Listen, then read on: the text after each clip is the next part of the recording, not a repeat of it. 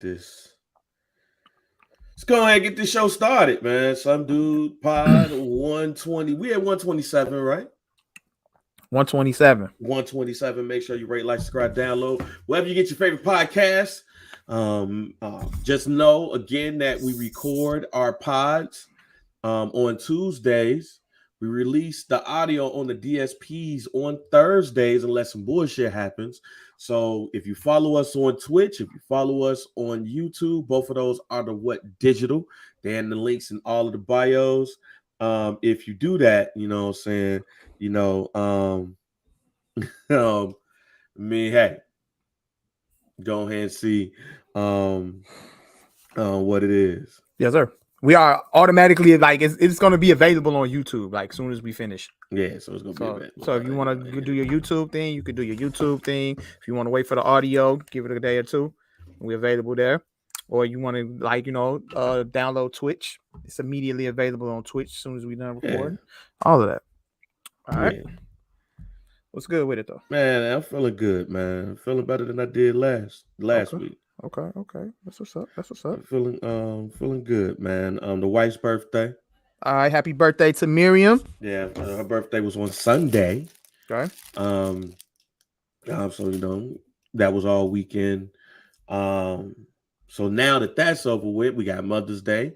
So happy Mother's Day to your wife. Absolutely. Happy Mother's Day to Miriam. Happy Mother's Day to all of the women of the husbands or boyfriends or baby daddies who listens to the pod. Not only that, shouts out to all of the mothers who might listen to the pod. We do have women that listen to the pod. So, facts. Shouts out to all of those. So we have a good, female contingent. Women can be dudes too. It's just, we know what we're saying. No, dude is what's that? I forgot what they call that shit. But yeah, dude is that. You know what I'm saying? It's the shit. What's the shit? What are you talking about, Bang? What's the shit? When the trans people be like, yo, you can't say certain shit, but then it's like, nigga, you can use it for unisex. Oh, unisex. Thank you, DG. He popped in. Unisex. Unisex. So like some dude is unisex, man. You can be a woman, be a dude, all that. Hey, Mike, I meant to ask you this for the past couple of weeks, G. Because I know you watch it just as well as I do. But how you feel about the last season of This Is Us? Have you been on it? Oh yeah, I'm caught up. It's picking up right now, slowly but surely. Each episode, fam, you know it's coming. Like shit is just getting sadder and sadder. It's still fuck Kate. Oh, fuck Kate. It's still fuck all Kate. The way, bro. She trash, bro. And she I'm on the same page with you.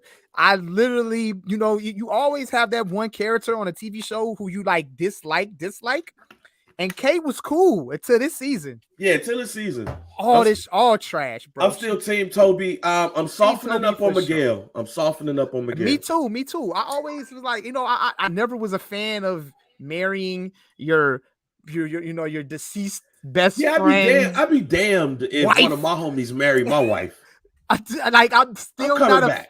I'm not a fan of that scenario. I'm coming back.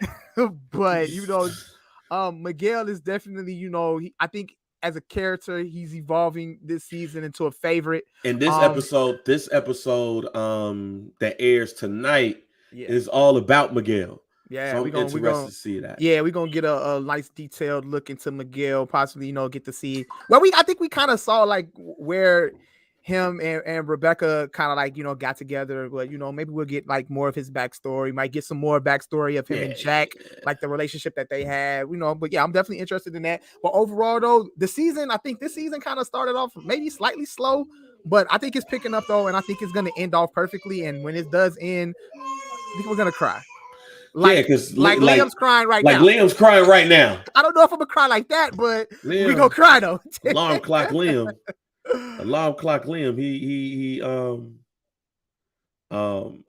He's getting it in right now. Yeah. But nah, man, we got that, and then they said that the last episode, the second to last episode, is the one, huh? They say we got 4 more left, I think. Yeah, and Miguel is 4, and then I don't know where they're gonna take number 3. I think they're gonna. I think everything is. You can see that everything is pretty much like leading up to what we know kind of would be like the last episode, and that's when Rebecca, whatever's gonna happen with Rebecca. Yeah. They I think everything's leading up to that. Yeah, everything is leading up to her death, really. But I know that Kate, Chrissy Metz, who plays Kate, and Mandy Moore both said that they were fucked up after reading the script for the second and last episode, which leads me to my prediction to that second and last episode. Man, I think Miguel dies. I mean, we now know that he is sick. Yeah, we don't see him in the flashbacks in the house, and we see Nikki at her bed, at the end of her bed. So my prediction, man, is that Miguel dies the second to last episode. Okay. We get in the backstory from Miguel, and then we get into that. But again, but again, they said that the second to last, Chrissy Metz said that it made her throw up. And Mandy Moore said that she was crying uncontrollably after reading the script. So it can't be some normal shit that happens. So my prediction is that Miguel dies. Yeah.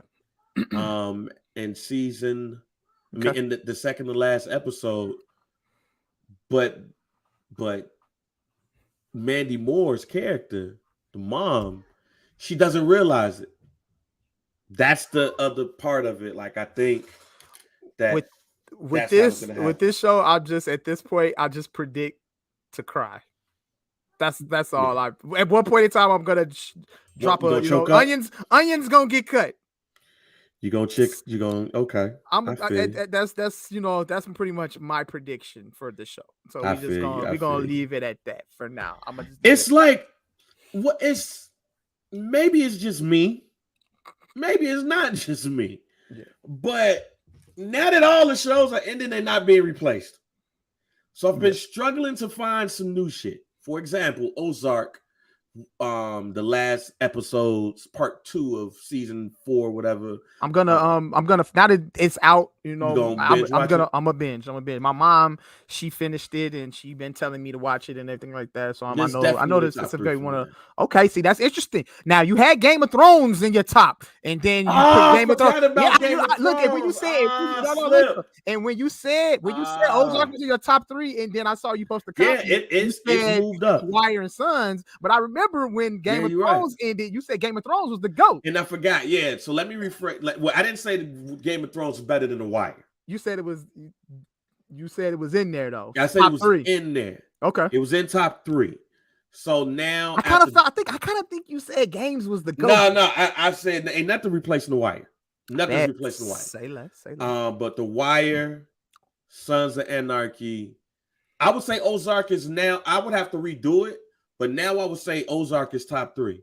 Okay. It would be 3rd, and Game of Thrones would be 4th. Okay. And then Breaking Bad would be 5th. Okay, not mad. So that's how we would do it. Now, Ozark, a lot of people said that they didn't like the ending. I saw Scott killing the last 7 episodes. Shouts out to my man Scott, Barbershop Digital. Went to the draft, man. Shouts out to y'all. I gave them a dub. That's what's up, man. You know that was a good look, man. Shout out to them, man, for making that move. That's big, man. Yeah. Big. But I liked the last couple of episodes and the ending. Without telling the ending, I for one love the ending because I'm not telling the story. For those who have not saw it and might listen to the podcast. Fuck that shit. If you ain't watched that shit by Thursday or today, I don't give a fuck. True that. You just gotta do your best bob and weave and ducking on social media at that point. So if you haven't seen the last episodes of Ozark, skip this part. I'm about to start talking about the ending in 5, 4, 3, 2. So look, I was pissed off that Ruth got shot and killed. Okay. Like Ruth is one of my favorite characters of all time. And the fact, and I've been getting this shit retweeted daily. Since I tweeted this shit. Let me go to my Twitter because you might hear a couple of buzzes, and it's that tweet. It's that tweet. I said, Ruth, this was when I started watching it. Ruth on her way to kill someone to Nas Illmatic makes Ozark an all-time classic television series alone. And yeah, it's live. You could have stopped watching this shit. Fuck. Like, you could have stopped watching it by now. But Ruth on her way to kill someone to Nas Illmatic makes Ozark an all-time classic television series alone. Like, she was pissed that her cousin got killed by the drug lord. I'm listening, but I'm not listening. I'm taking my headphones off because man ain't giving a lot away right now. Yeah, no, but go ahead, keep talking, man. Get the fuck out. We told your ass who was gonna die. Season 5, episode 3. Y'all, but look, when I was binging Sons, y'all wasn't telling me. Y'all was just giving me a heads up. But we told what was about you to happen. We told you Opie was gonna die. And we told you was going to cry. And it still hurt. It still was painful. All right, go ahead, proceed. So this right here, fuck out of here. So look, because I'm still not gonna tell you everything. I'm not about to go through a whole synopsis of the damn last 7 episodes. Shit. But what I'm saying is she got pissed because her cousin got killed by the drug lord, and she was about to go kill this nigga. And the first thing she do was she put on Illmatic and start driving to Chicago. Nigga, I was like, oh, okay. I never knew somebody to want to do something violent by listening to Nas. Nas, I would think, calm you down. She had a nice little conversation with Killer Mike and shit. Then she ended up putting on the Nas about Nas. And then she ended up putting on the Nas again. It was like we almost listened to snippets of every song from Illmatic. Okay. So that, I mean, but her influence, like her and her hip hop, like whoever sets the track listing for her is dope. And then at the end, without telling you the end, I like the fact that none of them died. I like the fact that none of them went to jail. Won't say anything other than that. But I like the fact, even though I hate Wendy Bird might be top 5 character I hate, and she might not be 5. Like, I hate Wendy Bird. Wendy Bird is a bitch, all right? Let me just say, she's a bitch, G. Fuck Wendy Bird, G. She's terrible. But she made the show go round. So, I like the fact that she didn't die. None of them died. But the little turn at the end, I was like, the turn at the end made it so that if a couple of years later, if they wanted to do some episodes, they can. And I fucked with that. I like the ending. I like the Bird family for the exception of Wendy. I fuck Wendy, but I like what Wendy was trying to do, but fuck Wendy. And now Ozark is done. But okay. Ozark is done. Snowfall season is over with. Yeah. Abbott Elementary is done. I'm gonna check that. That's on the list too. I seen a lot of buzz about that. I still got a lot of shows to catch up on. I need to catch up on Ozark, and I need to catch up on Stranger Things is on the list too to watch. Stranger Things is coming. So I need to. You gotta watch on that. That's coming. I think that's coming the 29th. Yeah, but still, man, it's what the fuck to watch. Man, this could be a good time. This could be a good time to go back and watch some of your favorite shows again. You know, I have never had a problem with rewatching The Wire. I think that is the show that I've rewatched the most. That and Entourage. And I think Entourage. I watched all of Entourage. Entourage is the easy watch for me because it's so fast. Because you can get through the episodes quick because they like 20, no more than 30-minute episodes. So I think you could always just go back and watch some of your old favorite shit. You know what I'm saying? That's what I do. I need to rewatch. I need to watch Better Call Saul because I didn't watch Better Call Saul. That's what I'm on now. I'm on Better Call Saul now. Are you caught up? Because I know they in the. I know. No. It's gonna be a while. It's gonna be a while till I catch up on that. I'm catching up on Mayans. Okay. See, I watched the first season and I stopped watching after the first season. Yeah, I'm catching up on Mayans. My aunt, shouts out to my aunt Doris. She told me to watch Peaky Blinders, so I'm gonna check that out. I think that's all I can think of right now. Okay. What about what's the one show on Peacock everybody been talking about? Um, what's the name of the show? Bang! It got the it's I don't know the name of the show. Peacock. We was talking about it over my folks' crib. You talking about It's a nigga. Yellowstone? It's yeah, what? No, not Yellowstone. Yellowstone. Yellowstone too. My mom, she been trying to get me to watch that too. No, it's another show. It's one of the hood shows. It's for the culture, like one of them shows. What, Bel Air? Not Bel Air, nigga. No. What's the name of the show? Shit. It's the show everybody was. With Chris Red. It just slipped my mind because I wasn't even thinking about it. So you haven't watched it yet, though? Yeah, I watched it. I'm done. Okay. That's what I'm saying. Like, it's like, what the fuck? It's a good time, maybe just watch some of your old shit. If you ain't got nothing new to watch, just about to go watch episodes of Small Wonder, fam. Oh, what's that? Yeah, it's a show on HBO. It's supposed to be like based out of Baltimore with the it's one. I gotta watch the episode. Winning Time about to be done. Yeah, Winning Time about to be done. We got one episode left of that.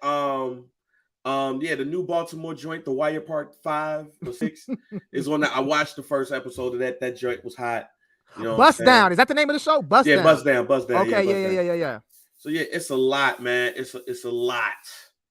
It's a lot of shows, but it's still like but these are new shows. Yeah. These are not shows that you really been invested in. So it's like you're done with all of the shows you invested in, and now you're just looking at other shows like, let me see if your ass good. That's what me and my wife be doing. We be like, you know what I'm saying? We try to Tokyo Vice on HBO is another one that I fuck with. I gotta catch up, but Tokyo Vice is another joint that I fucked with heavily. So I gotta catch up on that one too. But yeah, man, it's a lot of TV that. Yeah, it's a lot of TV to intake, man. Watch. You know what I'm saying? Just choose. Then the NFL draft, that's done. How do you think your team did? Mel Kiper said that your team had a terrible draft. Terrible draft? He gave it a C. A C? Okay. I think that's pretty fair. I mean, but this depends on what you're trying to get. I definitely love our number one pick. Who's our number one pick? Our first pick was Tyler Smith from Tulsa. The tackle. I'm perfectly. I love that pick.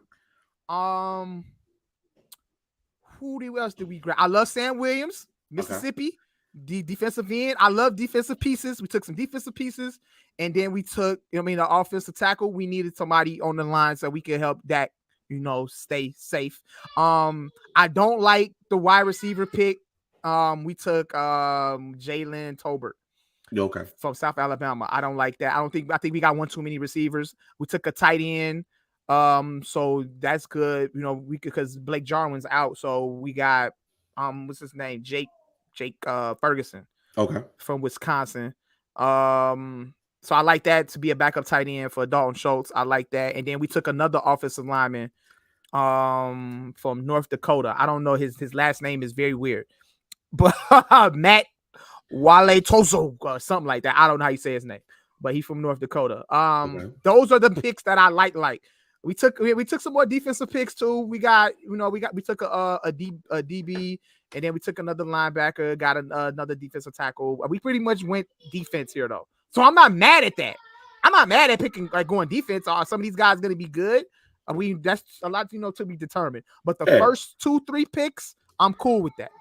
I'm cool with that, especially the offensive tackles. Love the pieces on the offensive. Oh man, but overall, a C is cool. I don't mind that grade. I don't think the C is bad though. I mean, it was the worst out of all of the teams in the league. Out of 30 it's a C. So everybody else got B's and A's, and the Cowboys were the worst draft. See, you and the Patriots. Yeah, well, Mel Kiper don't know what he's talking about half the time anyway. Go ahead. Dude, they didn't know those coach. What did Mel Kiper do? Mel Kiper. All right, sit in his closet. No, man. Hey. So of course, I was nervous about the Bears draft. I didn't know. I didn't know what to expect. As long as they came out with two, I wanted them to come out with 2 wide receivers. And when they got to the second round, like a George Pickens and a Sky Moore and a couple of others were there. Excuse me. I was like, cool. Green Bay jumped in front of us and grabbed the dude from North Dakota State. I liked him. I was nervous, but I I fix all of that by understanding that I'm not what they got checked off and shit. So I try to chill out on that because you don't know what they plan on going after. So when they draft Kyler Gordon from Washington, I knew who he was because I knew that the Pac-12, shouts out to Jay Hollins, but I always say Pac-10 because I'm so used to saying Pac-10. Pac-10 just sound cooler too. But I knew Washington had some dogs at the corner position. And when we picked him, I said, thank God, because our defensive backfield was the worst I've ever seen as a Bears fan.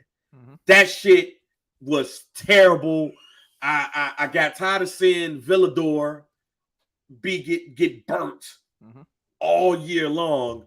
And I didn't like how they didn't put Thomas Graham out there. And then when he get there, you see what he does. Eddie Jack underperformed, underwhelmed. So it was a lot to be desired with that defensive backfield room. And I think Kyler Gordon comes in as the starter on the other side. So we came out with one starter. And the one thing that I will say before I keep going is my thing is if we come out with some starters, no matter what happens, if we come out with multiple starters, it's a good draft to me. So when we got Kyler Gordon, I was like, all right, let's go wide receiver then. Let's go wide receiver. Then we draft Jaquan Brisker, safety for Penn State. Okay. And again, I was like, fuck.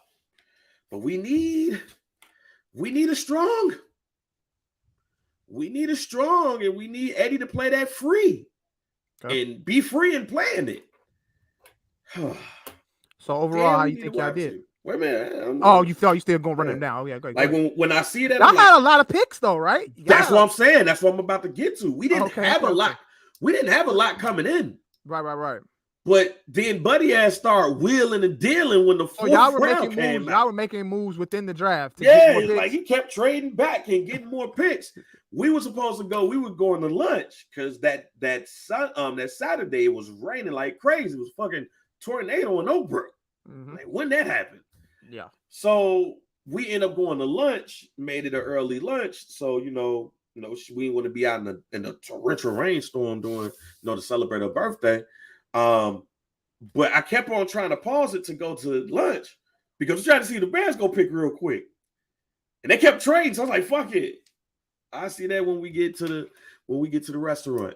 So when we get to the restaurant, they draft Velvis Jones from Tennessee. Now I didn't know shit about Velvis Jones. Tennessee ain't been relevant since Philip Fulmer was the coach. They've been going through hell and back. But then they start showing the highlights, and it was one particular highlight. It was one particular highlight that they showed where it looked like dude was running slow as shit, but just faster than everybody else. Yeah. But he was fast as hell. Like he was just like la la la la la, and I'm still faster than everybody. So when I saw that, and shouts out to DG because he had put that the Bears had got 3 starters. And I still don't see dude as a starter on the return team, and I'll talk about that later. I think they're gonna move him to the slot though, because they said that Justin Fields looked at the tape of all of the wide receivers, and he saw dude, and he was like, "Yeah, I wouldn't mind having him." But yeah, Buddy ass was like, "You," and was faster than everybody else. So I see them using him as in the slot. Basically give him a 5-yard slant and his ass take off from there. He gonna get yak all day, every day. Hopefully that's their goal. So he's gonna be the person that moved the chains and possibly break off on your ass. Okay. Basically what Tyreek Hill, they thought they was getting out of it. Because remember, Tyreek Hill was a late round pick. They didn't expect to get what they got. So I think they see a little bit of Tyreek Hill, except he's bigger, not as fast. Because Tyreek Hill is probably the fastest dude in the NFL. But they got somebody that's fast that you can hit up in the slot, hit him with a couple of slants, his ass take off and shit. You got somebody that's going to get you yak. And at worst, is going to move the chains for you. And that's what we definitely need in this offense with the wide receivers. If you got Pringle on one side, Byron Pringle, who comes from Kansas City, and then you got Mooney on the other side, and Pringle is 6'1", I believe. And then you got Dude coming up in here.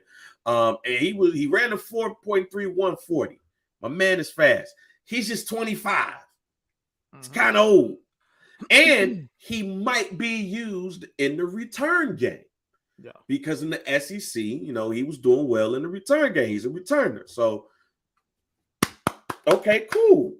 Possibly a starter, but they do got 2 starters out this joint, and they got somebody to run the slot. That's fast. They got Braxton Jones out of Southern Utah. I don't know shit about Dude, so I ain't gonna worry about it. But they say Buddy is a project, so let's see what happens with that. He could run block, but he's a project. But he got the size you need from a tackle. Then they went with Dominique Robinson, who's a former wide receiver, 6'4", 253 pounds. He's raw. He's raw as shit. But with everything that he has, defensive coaches nut when they see Buddy at. So at where they got him at, I think that's a good value pick. And, with the defense that we're going to be playing, he has all of the size and the traits needed. Let's just see what happens. They got Zach Thomas out of San Diego State. I'm not going to act like I know who Buddy is, but he started for 4 years apparently. And I like offensive linemen who starts for 3-4 years. You get some shit out of them. At the very least, they become a backup. But then they got this guy. And this is why I said, especially this was after me and DG was on Facebook. But when I saw this, I said, I think we might got our new star. Treston Ebner, 6th round pick. This man was the Big 12 Special Teams Player of the Year. Okay. I think they got their Tyreek Hill, homie that went to the Pro Bowl and went to Cleveland. They have their new weapon out of the backfield that can catch the ball and bing, bing, bing hit. He runs a 4.4. He punt returns. He does kickoff returns too. He's physical, so it's not like you got a little bitch, and he's not 5'6". That right there, when I see Dude right there, somebody that can beat you up and catch the ball, I'm going to tell you right now, ladies and gentlemen, this is going to be David Montgomery's last year in the Bears uniform. Yep. That's a hot take. That's why I want to hold on. It's going to be his last year. And I don't think it's really a hot take. Here's why it's not a hot take.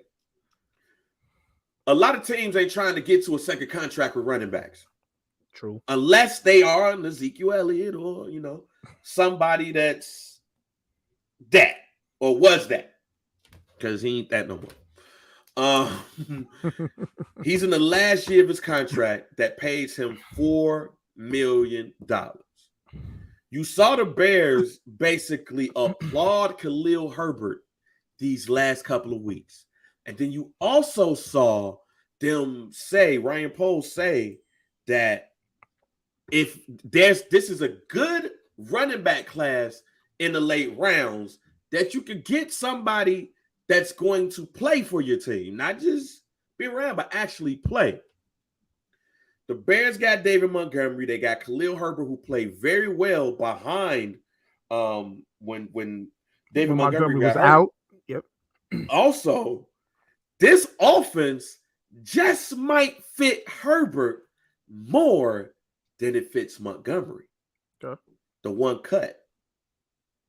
So with that being said, you're not trying to pay David Montgomery an absorbent amount of money when you got Khalil Herbert, who you love behind him, and then you just draft another guy in the 6th round that you clearly are going to use. You're clearly going to use. And I'm going to give you what the Bears scout, area scout, Breck Ackley said about him. Physical north-south runner. He is the change of pace. You can't have enough guys that catch the ball out of the backfield and play in space. That's what he does. He's a passionate guy. Bro, if Khalil Herbert is what they believe he is, they not paying David Montgomery. They're not re-signing him and paying him a whole bunch of money for what? I'm actually shocked they didn't trade him during the draft to get some extra picks. Okay. But what's going to happen is they're going to keep him for one more year. He's going to sign somewhere else. They're going to get some compensatory picks off of him. And we're going to be okay if they feel what they feel about Khalil Herbert. And he already have a backup. They also signed, what's my man name? Darrington Evans. So they got people, they have people in that defensive backfield where if we lose him, we can replace him, or when the season's over with, if we like what we like, we definitely got to resign him. And the Bears, nobody's really trying to sign a running back to a second contract. Now, I'll sign him if I'm a team that's looking for a running back. So if I'm a New England Patriots who need a running back, who need a good running back, I'll sign him. I'll take a flyer on him. But if I'm the Bears, who's probably going to have a whole bunch of cap room next year. They might have upwards to $100 million in cap room. They got rid of all of the people that had a lot of cap space on. Mm-hmm. Yeah, we're not gonna pay that on a running back. You save that. That's a position right now is for the cheap, especially when you see teams paying wide receivers what they're paying them. Yeah. So we're gonna take the premium. We're gonna give the premium money to a wide receiver. For a running back, though, if we can find his ass cheap, we got you. And I'm sorry, David Montgomery is, if he's good as what I think he is, he ain't cheap. He's not gonna come cheap. He's gonna want to get paid. So I don't think that's that much of a hot take. I think, don't be surprised if he don't get traded before training camp is over with. Now that's a hot take right there. Okay. And I'm dead ass on that one. If Khalil Herbert shows flashes, shit. Okay. And this offense, and just for those who don't know, the offensive coordinator, Luke Getsy, the offensive coordinator, they're modeling their offense after like San Francisco's. So look at San Francisco's Look at San Francisco's running backs for the last couple of years, going back to Mac Breida. Like, we gonna run for 600-700 yards a game, but we all gonna be cold. Like him, Mossert, who else was that? Jeff Wilson Jr. Like anybody, we knew to pick up a San Francisco 49ers running back in fantasy for a couple of games. Just like, yo, they gonna be nice. Yeah. They might get injured, but they gonna be nice. Yeah. So I think the hot take is more what happens, during training camp, and if he is still a Bear after training camp.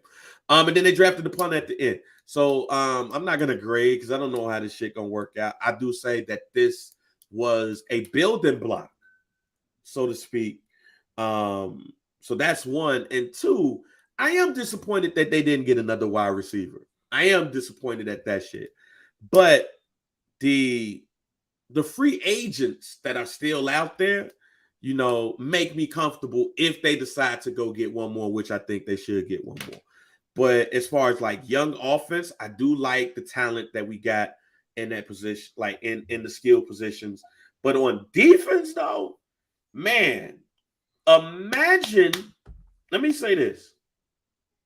Imagine how many sacks Robert Quinn would have had if two things were on point. Khalil Mack was healthy, and the defensive backfield was good. He had damn near 20 sacks, and our defensive backfield sucked. So wasn't no such thing as a coverage sack because they sucked.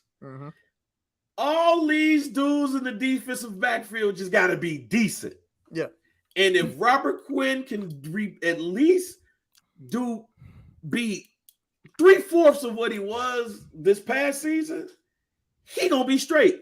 I'm interested to see what Gibson is going to do on the other side of him, along with a couple of people that they got from Indianapolis, the Muhammad Cat on the defensive end side as well. Roquan Smith, I think this is going to be a great defense for Roquan Smith. He's already lost some weight, so he's going to be even more mobile, and that defensive backfield has to be better than what they're going to be. I still don't think that the Bears are going to the playoffs.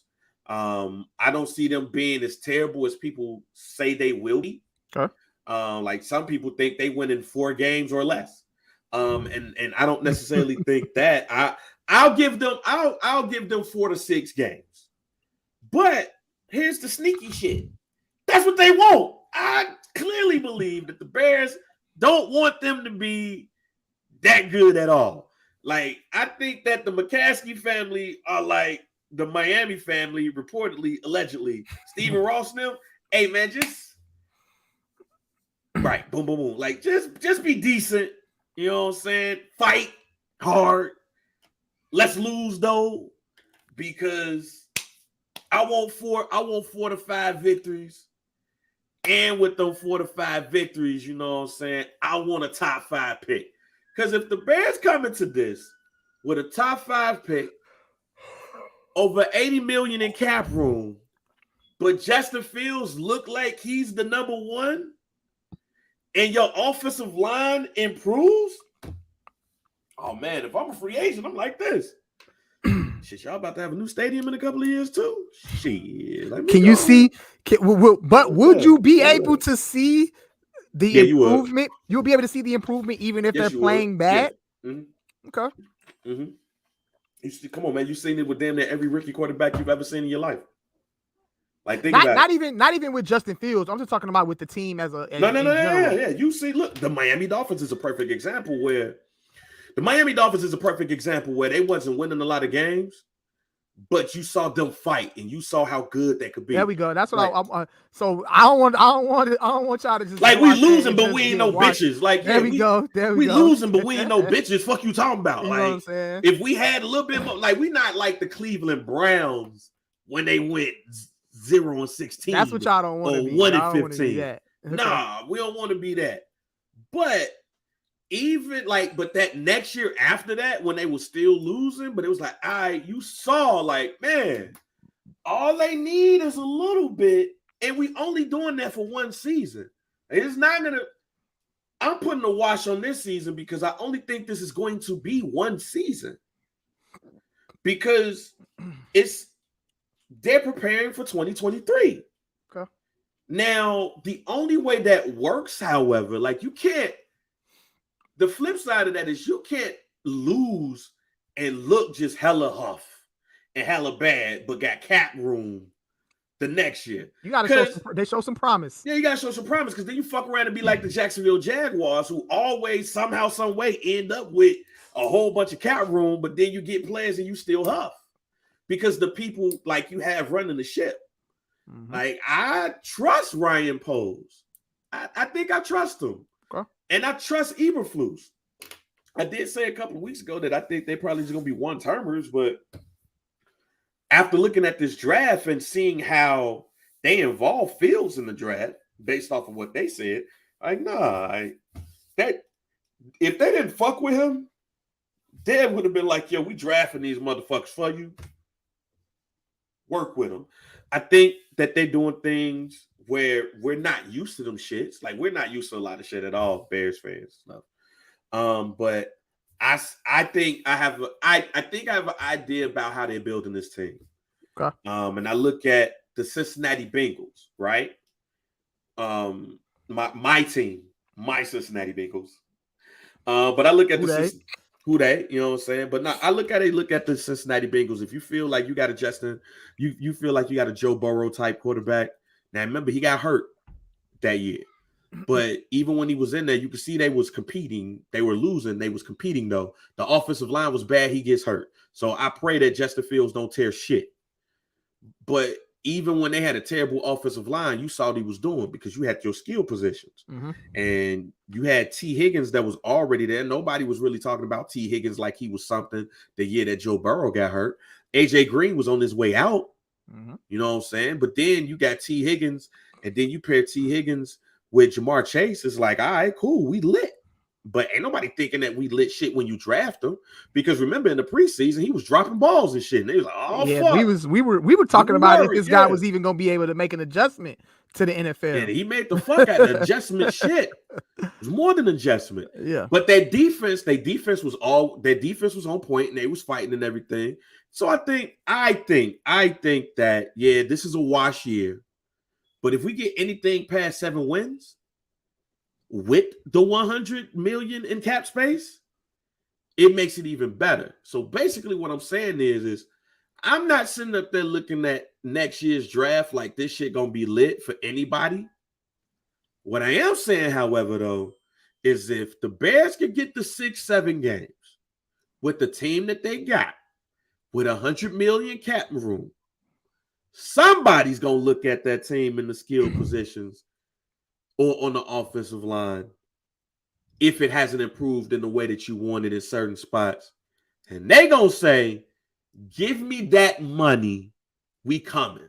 Bears gonna look sexy in the offseason. And they gonna look sexy in the offseason. Chicago gonna look sexy in the offseason. So that's my second hot take. Okay. The only way, I mean, we see what's going on, but the only way the Bears are gonna look truly sexy is if they win 6-7 games. If they could get the 6-7 games with 100 million cap room the next year, they're gonna look very sexy to somebody who wants some money, or somebody that you just might have to overpay a little bit. Okay. You know what I'm saying? So we will see how that goes, but yeah, I'm cool with the Bears draft. I just want to get a cup, like another wide receiver or two, and just it's a great lead into why I don't like arguing with people no more. Yeah. And how I'm not going to argue with people no more. We're just gonna debate. Bang say he don't argue, but then he end up getting on the page and arguing. And I wasn't really arguing that. But that's okay though. We weren't even arguing though. We was having an honest debate. That's what the community is for, baby. But you saw some people like arguing, and I never use the all caps as a sign of argument because some people just love all caps. But we're talking about here a debate that went on in the Some Dude pod around Mark Jackson and Jeff Van Gundy having a conversation around Cat, Karl Anthony Towns, and Anthony Edwards. Mark Jackson said that he felt like Cat is the best player on the team, where Jeff Van Gundy said that he disagreed and he feels like Anthony Edwards is the best player on the team. Now, first and foremost, let me say this. There's no wrong answer here, depending on the player you would like on your team. Let me first say that. I don't think there's a wrong answer depending on the person that you want on your team. What I will say, however, is that when you come to these debates, when you come to the Some Dude pod group, have your shit ready, because it's going to get challenged. And the one thing I will say about the group, you don't really see people arguing. Yeah, it ain't really gotten too crazy. Yeah. Well, I ain't gonna say that over this weekend. Yeah. It did. Between Karl Anthony Towns and Anthony Edwards and Scottie Pippen and Defensive Player of the Year and Rudy we're gonna get into that too, ladies and Donovan. And I want to talk about when we finish the Cat. Yeah, I know you. I want to talk about Donovan Mitchell and Rudy Gobert. Yeah. But between I already got that one down because I can't wait to hear. You said save it for the pod. I said, man, Mike. There go Mike again. You know I'm coming. But between all of that, though, the debates and arguments been up a little bit. So I like that. All in good fun, though. But go ahead, continue, Bang. Have your shit together, though. Like, you can't. In most cases, you can argue stats. But when you compare people on the same team, you really can't. I can't remember who it was who was debating very intensely that Karl Anthony Towns is not on Anthony Edwards' level. Shout out to Rich Tyson. Yeah, it was Rich. Shouts out to Rich. Rich fucked up by doing one thing. If Rich didn't do this one thing, we've been straight. But he fucked up by doing one thing, fam. You want to know what that is, Mike? I think I know, but go ahead. He put up a screenshot He of posted the last couple of games. the "What have you done for me lately?" What have you done for me shit? What have you done for me lately? Statistics. That's what he did. Oh man. See that right there is when I go up. We tripping now. Because if we talking about stretches, Anthony Edwards had a better playoff. Of course. You don't even have to look at statistics and see. You could, if you're watching the game in real time, we knew Anthony Edwards was having a somewhat coming out party. Yeah. And that's perfectly fine. We knew that. We knew that. But we talking about a full body of work. Facts.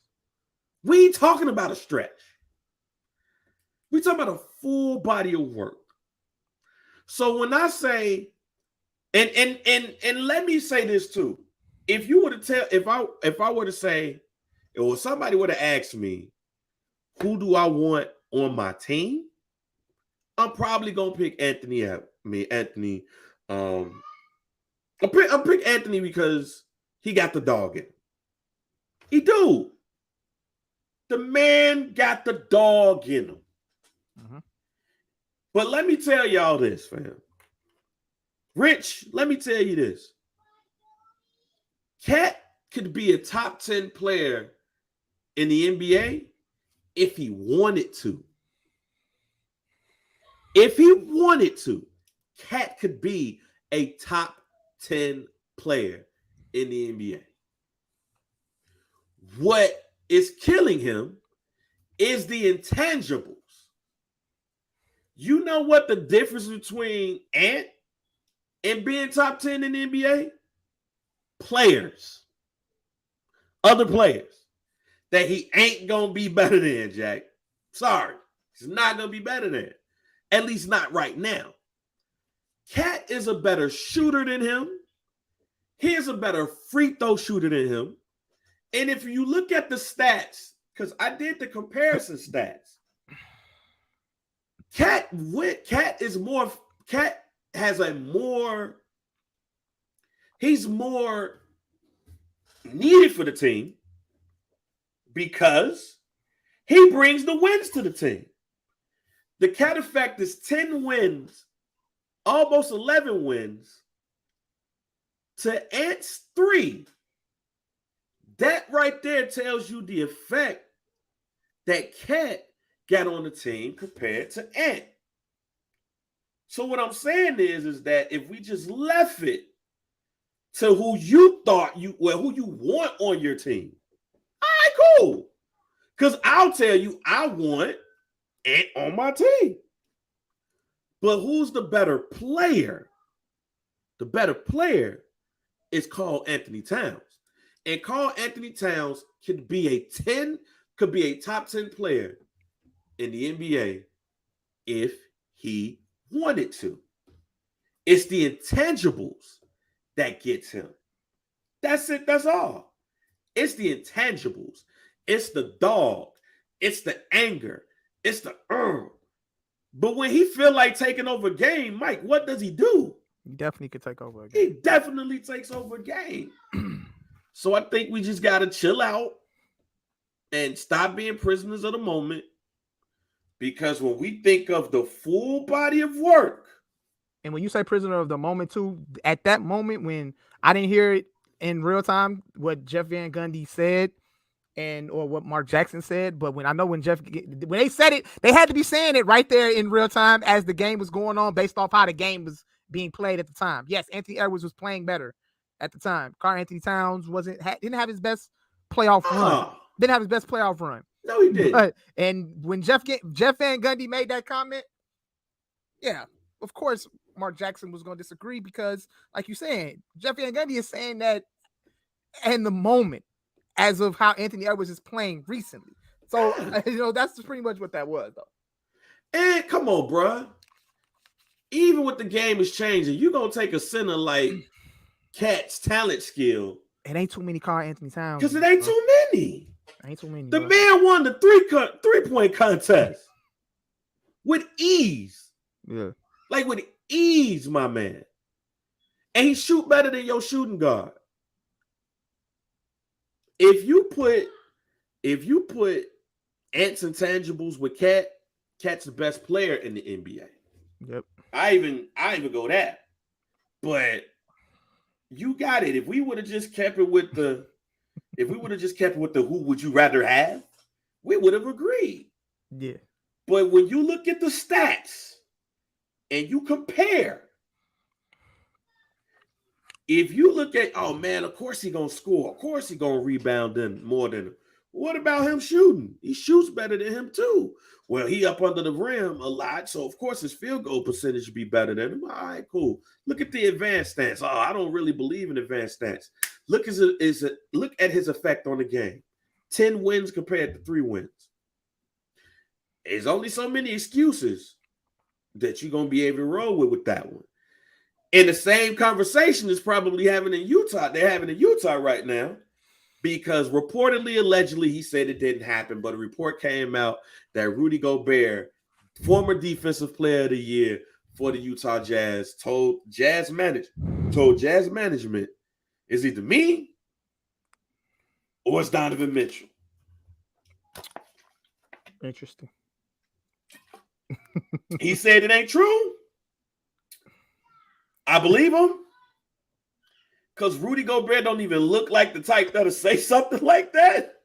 I'm sorry. Rudy Gobert don't look like it. He don't look like the type of dude that's to make demands. To make demands. Just walk up into Danny Ainge's office, kneel down under the door. Danny, I have to talk. And you have to choose between me and Donovan Mitchell. He don't strike me as that person. Okay. So when I saw that, I was just like, but that's the only reason why I put, and who you choosing? So Mike, let's think hypothetical here. I hate, I don't be like thinking hypothetical here. Yeah. But if you were the GM of the Utah Jazz, how does this go? This is not going to be a popular take. This is my opinion. This is how I feel it should go. Oh, is it going to go this way? Do we got to put you on the solo screen? No. We got to put you on solo. Maybe. We'll see. Hold on. We'll see. But from how I'm watching it and watching how this Utah team is built, I think when I'm Danny Ainge, I'm getting Rudy Gobert and I'm getting Donovan Mitchell in the same room, and I'm telling them they need to, whatever it is, beef that they got, they better cook it, step on it, and we're going to build our team around y'all. This is what they need to do. This is what they need to do. You need to get rid of the dead weight. Donovan Mitchell and Rudy Gobert are all-star players. Donovan Mitchell's a superstar. Rudy Gobert is a star. He's a defensive player of the year. He's an all-star. This guy can rebound. He can do everything. Donovan Mitchell is a scorer. Why would you want to get rid of one of your two best players when you could just get rid of the dead weight? Now, when we talk about dead weight, let me look at this. Let's take a look at their roster. Dead weight. I'll start with Royce O'Neal, Mr. Peloton man, right there. I call him Mr. Peloton because my boy be getting mad cardio. What is Royce O'Neal's what is his job on the team here? Hack people. He's a hack. He don't even play good defense. Why is Royce O'Neal on this team? He's young. He's 28 years old. We could get rid of Royce O'Neal. My man's average is 8, 5, and 1 a game, bro. Come on, bro. And we could get rid of Mike Conley. Mike Conley is washed. That contract dude. At one point in time, exactly. This is really fucked up too. At one point in time, Mike Conley was the highest paid player in NBA history at one point in time. That man was getting paid more than any other player ever in the NBA history. Mike Conley is huff. He's garbage. He made one All-Star team. He made it last year on some Andrew Wiggins shit. On some, I don't know, like sympathy shit.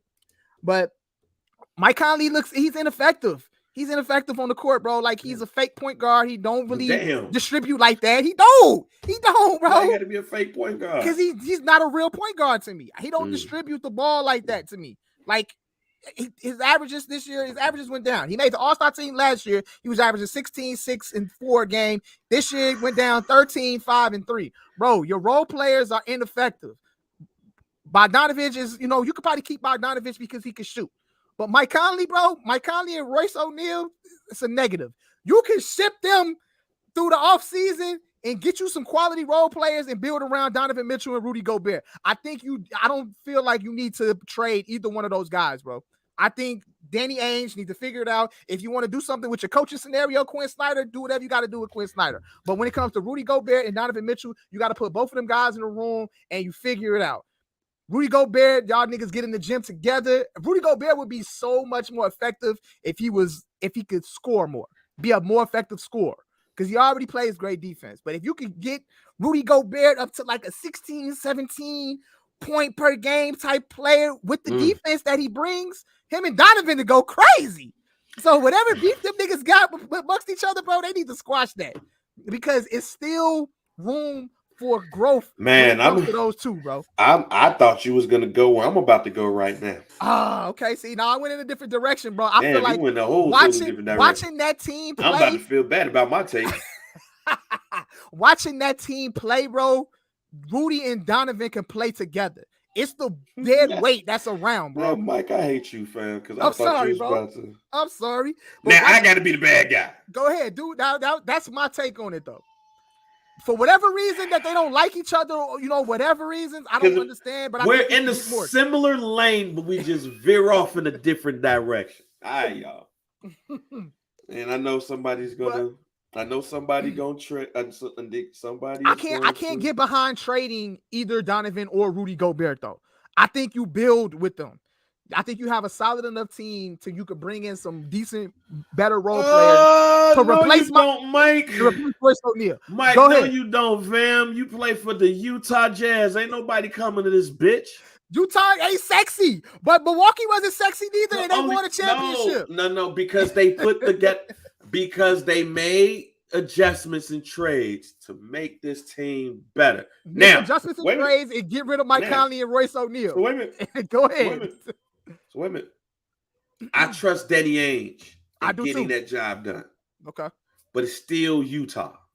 Only thing sexy about Utah is white women and mountains with snow on it. Okay. With snow on the tip. Let me say all that to say this. If there's two players in the NBA that don't need to break up, it is Rudy Gobert and Donovan Mitchell. Okay. Because y'all ain't going to be shit without each other. That's where I'm going. Okay. Rudy see, I agree with that. and this is what I mean by ain't shit without each other. Okay. This is exactly what I mean. I'm the one. Let me preface this by saying that when Gordon Hayward left Utah and they drafted Donovan Mitchell, I said on Facebook, I don't think it's going to be that much of a drop-off. I think Donovan Mitchell is going to be good for them. Okay. And people clowned me. They said that Utah wasn't going to the playoffs because I believe the exact post was, who's not going to go this year? And people clowned me. And I said that team is going to be A-okay with Donovan Mitchell. I liked him coming out of Louisville. I also believe that Donovan Mitchell is maxed out. I think he's maxed out. What we see from him is what we're going to see from him. He's going to get you to the playoffs. He's going to get you to the playoffs. Rudy Gobert help you get to the playoffs. But that's it. And when I mean playoffs, shit, 6th, 7th, 8th seed, maybe. You take Donovan Mitchell to New York. You put him and Julius Randle together. I don't care. Where are they? In this Eastern Conference. If you with Donovan Mitchell now, but yes. you say he's maxed out as a player. I don't agree with that. I feel like answer the question. Go ahead. Answer the question. Okay. Because Quinn Snyder is one of the better coaches in the NBA. He's getting a lot out of him. Yeah. I'm gonna say this again. You put him on what team? They go into the Eastern Conference or Western Conference Finals with him as the lead dog. Are you saying that? I'm asking you. You saying which team would he take to the Eastern Conference Finals? Yes, as the lead dog. I mean, or Western at Conference Finals. I mean, a lot of the teams. Because we got to move away. Because here's the thing. Before you answer that, we got to move away from him just getting to the playoffs. He's been doing that shit with Utah since he's been in the league. But he can only be moved, right? So traded. So who we trading? He can only be moved. So trading him. So when you trade him, like, you put him on what team? You put him on what team? Him as the lead, and they make it to the Western and Eastern Conference Finals. As him as the lead.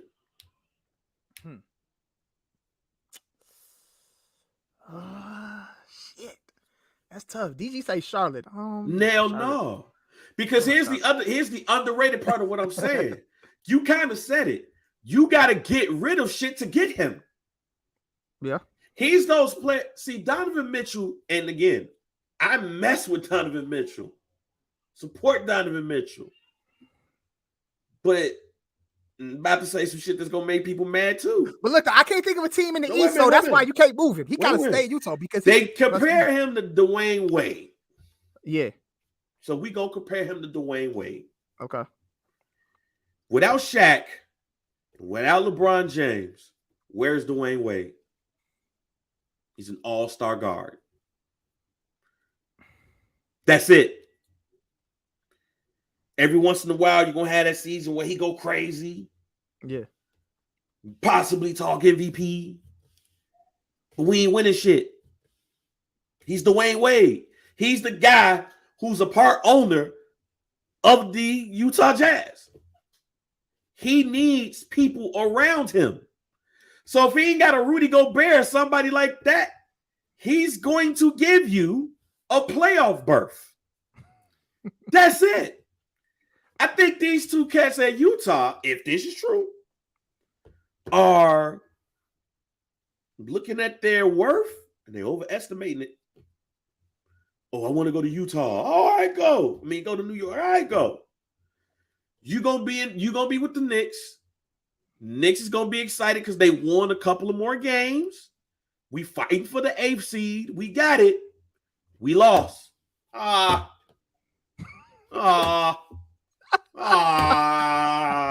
you know what? We made it to the playoffs.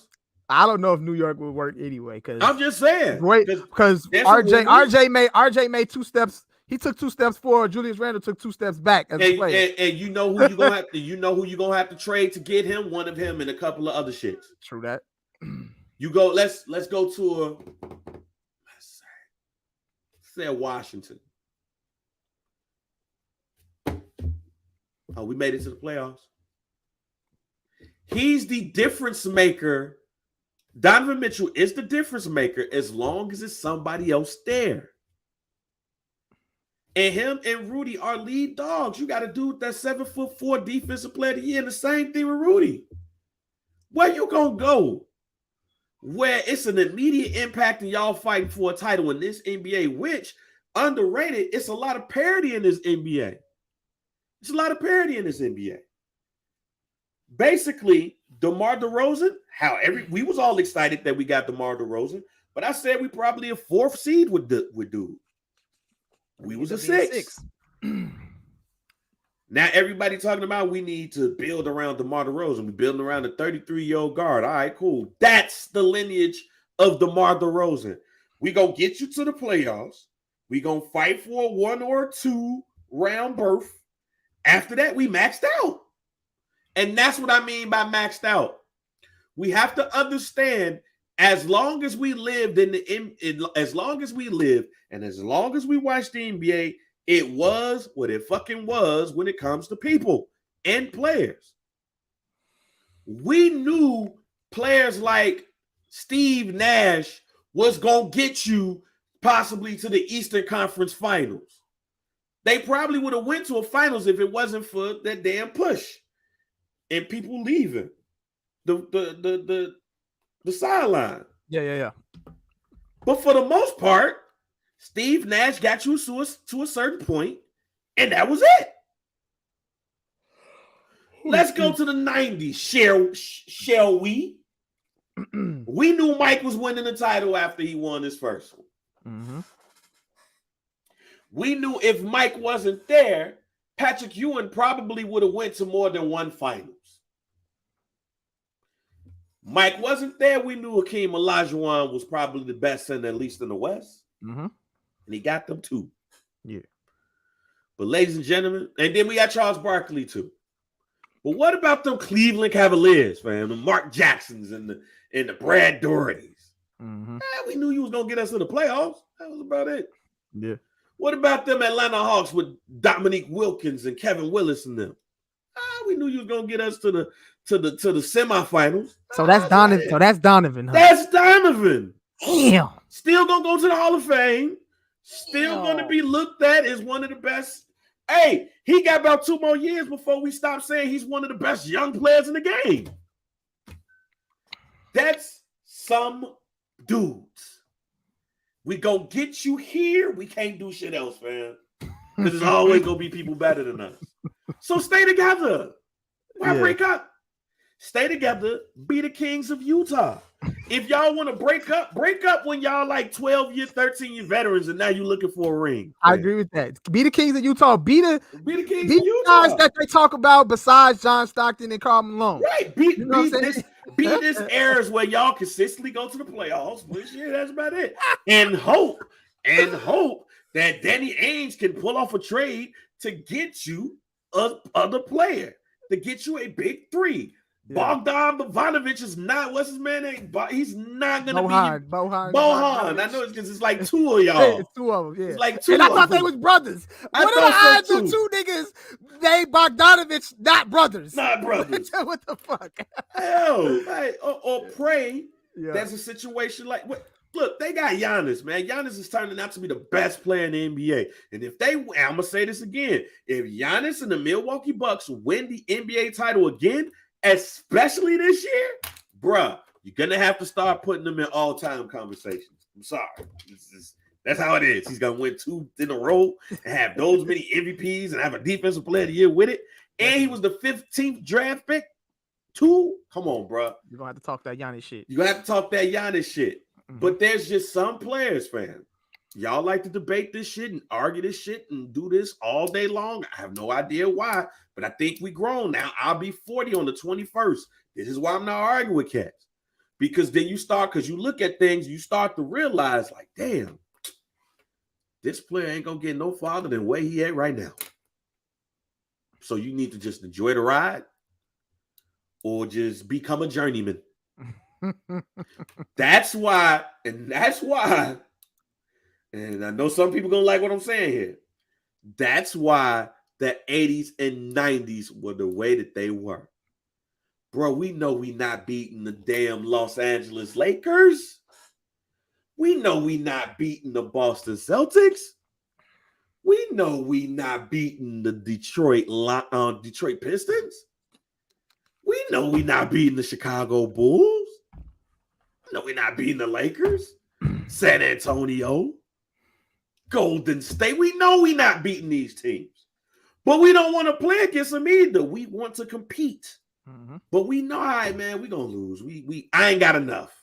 I know this GM up here ain't giving me enough, but you know what this GM just gave me? A $200 million contract, guaranteed. You know what my black ass gonna do? Gonna play. Or just become a journeyman, making lesser money. The choice is y'all's. Yeah. That's what Donovan Mitchell is going to end up becoming.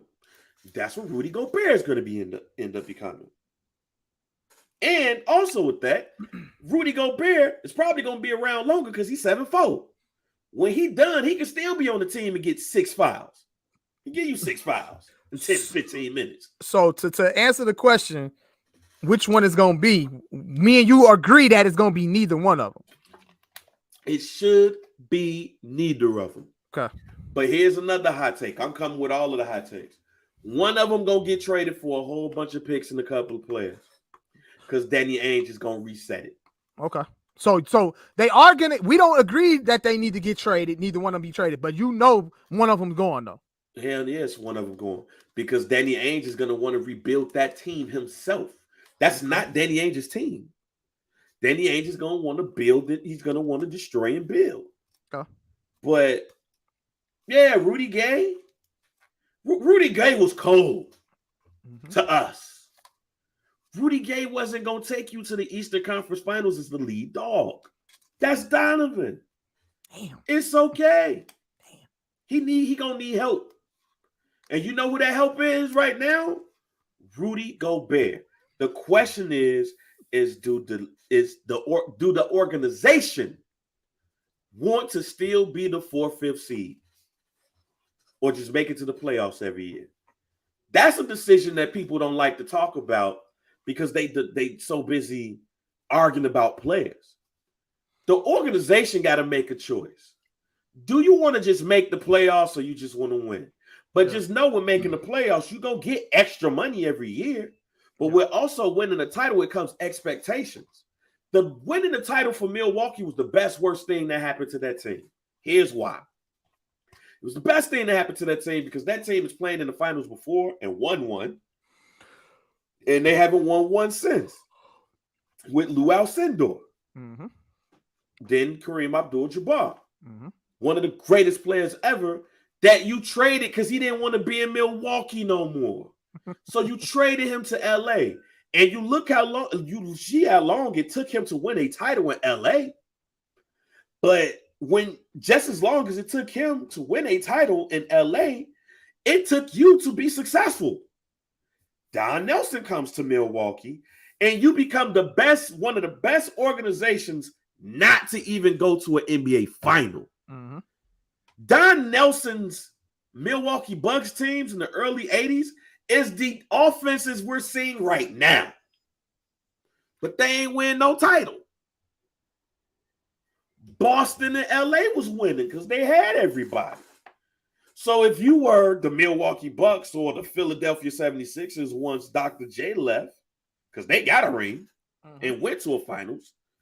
But if you are the Milwaukee Bucks or the Dallas Mavericks of the 80s or the Golden State Warriors in some parts of the 80s, or the Portland Trail Blazers.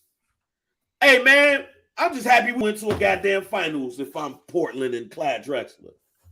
Look who they had to go through. Well, an aging Lakers team is one of the teams they had to go through to get to the finals. Mm-hmm. They knew goddamn well they wasn't beating no goddamn Bulls, no Pistons. Yeah. Hey, man, I'm happy to compete.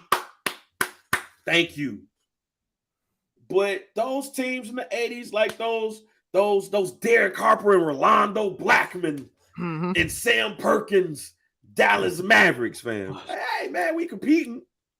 Shit, we got to go against the Lakers. Goddamn. Yeah. We competing, but we going to lose.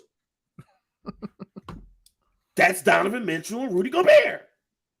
Just some players that ain't going to sniff that unless they become the third or the fourth wheel. Yeah. I hate to say it, Gary Payton is my favorite player of all time. Knew goddamn well Gary Payton wasn't going to win no goddamn NBA Finals against the Bulls in 1996. They knew that. They knew that. They wasn't going to beat them in 1993 if they played him in there too. So when his ass went over to LA, I was like, but he went to the finals though. That's cool though. That's cool, right? That's cool. That shit cool as hell. But see, this is what me and you. I mean, no, I'm on the same page with you. We on the same page because in the Western Conference, the Western Conference is pretty much Phoenix and Golden State at this point. Does Donovan Mitchell and Rudy Gobert have enough to get past a Steph Curry, Clay, or Devin Booker, Chris Paul, DeAndre Ayton teams? Do they have enough? If you put the right pieces around them. But the right pieces is always going to get us to a conference final. Oh, now we got the right pieces. Remember, Mike, and all my old heads remember this, G. But with the right pieces and also some development, amongst Donovan Mitchell more so. I think Donovan Mitchell would be more elite if he didn't take ill-advised threes. He's not going to stop doing that. Why is it guys that get these guys in the gym during the summertime and work with them and tell them like, look, bro, this part of your game right here is holding you back. Do the same shit. This part of your game is holding you back. Mike, Rudy, this part of your game could move you into elite status. be more a prolific scorer. Donovan Mitchell, not be such a streaky shooter. Leave the 3-ball alone, nigga. You a kill in the paint, bro. Mike. and let me make sure I get the years right. I'm gonna make sure I get the years right. Because at the very least, my old heads, my Brian Crawfords, my Genos, like people like them, they're gonna appreciate what I'm about to say right now. Right? They're gonna appreciate this. Okay. Gerald Wilkins, drafted by the New York Knicks in the 1985 draft. Right? Dominique Wilkins' brother. They both had a Duke. He played with the Knicks, right, until 1992. Right? He went in 1992-1993 season. He signed a contract with the Cleveland Cavaliers. They had the nerve to say that man was going to be a Michael Jordan stopper and that he could be the key to the Cleveland Cavaliers finally getting over the Bulls and going to an NBA Finals. Yeah. You motherfuckers got swept. Mike. Breaking news, Tyler Hero wins Sixth Man of the Year. Oh, we knew that already, though. Yeah. But that's what I'm talking about here, Mike. There's just some people that's destined to be where they at. That's a Donovan Mitchell, G. Mm-hmm. And there's nothing wrong with it. There's going to be people that don't win no title. There's going to be people that's just perennial all-stars and stuff like that. But unless you have a whole bunch of stuff around you, you're not winning shit. That's a Donovan Mitchell and that's a Rudy Gobert. Yeah. You split them, that's probably even lesser. As the lead, as the head of the table, one of them get traded. You know, one of them get traded and they go to a Charlotte or Orlando who have young pieces around them. Oh, man, ain't winning shit. You trade one of them to a Dallas. You trade Rudy Gobert to a Dallas with Luka. They're going to be better. But who's the leader of the team? It's Luka. You send a Donovan Mitchell over to Atlanta. All right, cool. We're going to be better. But it's Trey's team. We're going to be better.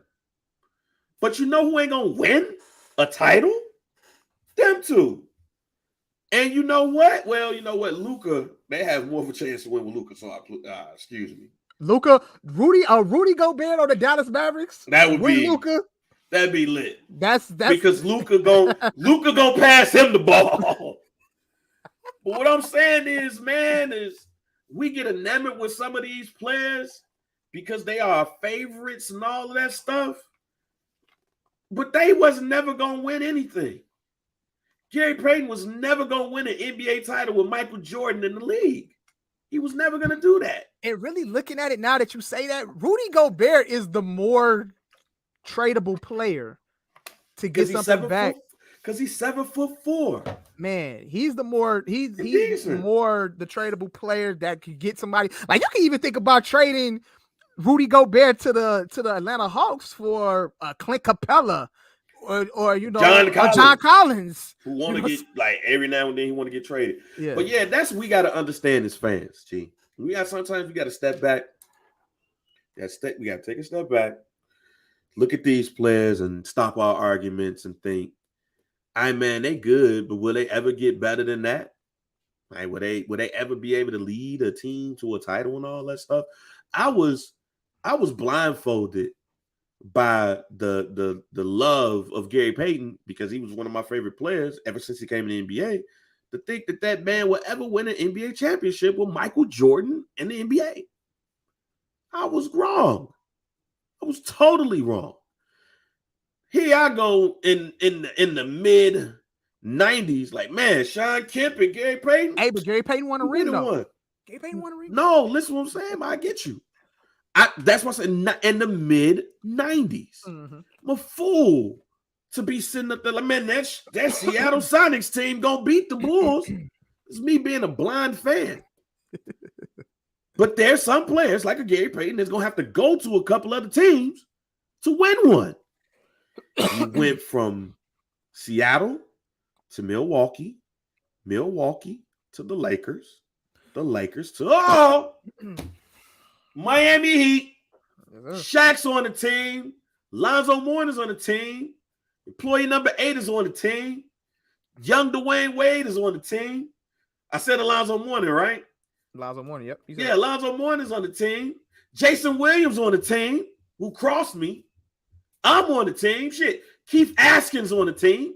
So was Udonis Haslem on the team then? I'm pretty sure. But no. Was, but when we end up going to Jason Williams was on that team? Yes, he was. He was. Had a whole bunch of old heads with a young dude that led us to the finals. Okay.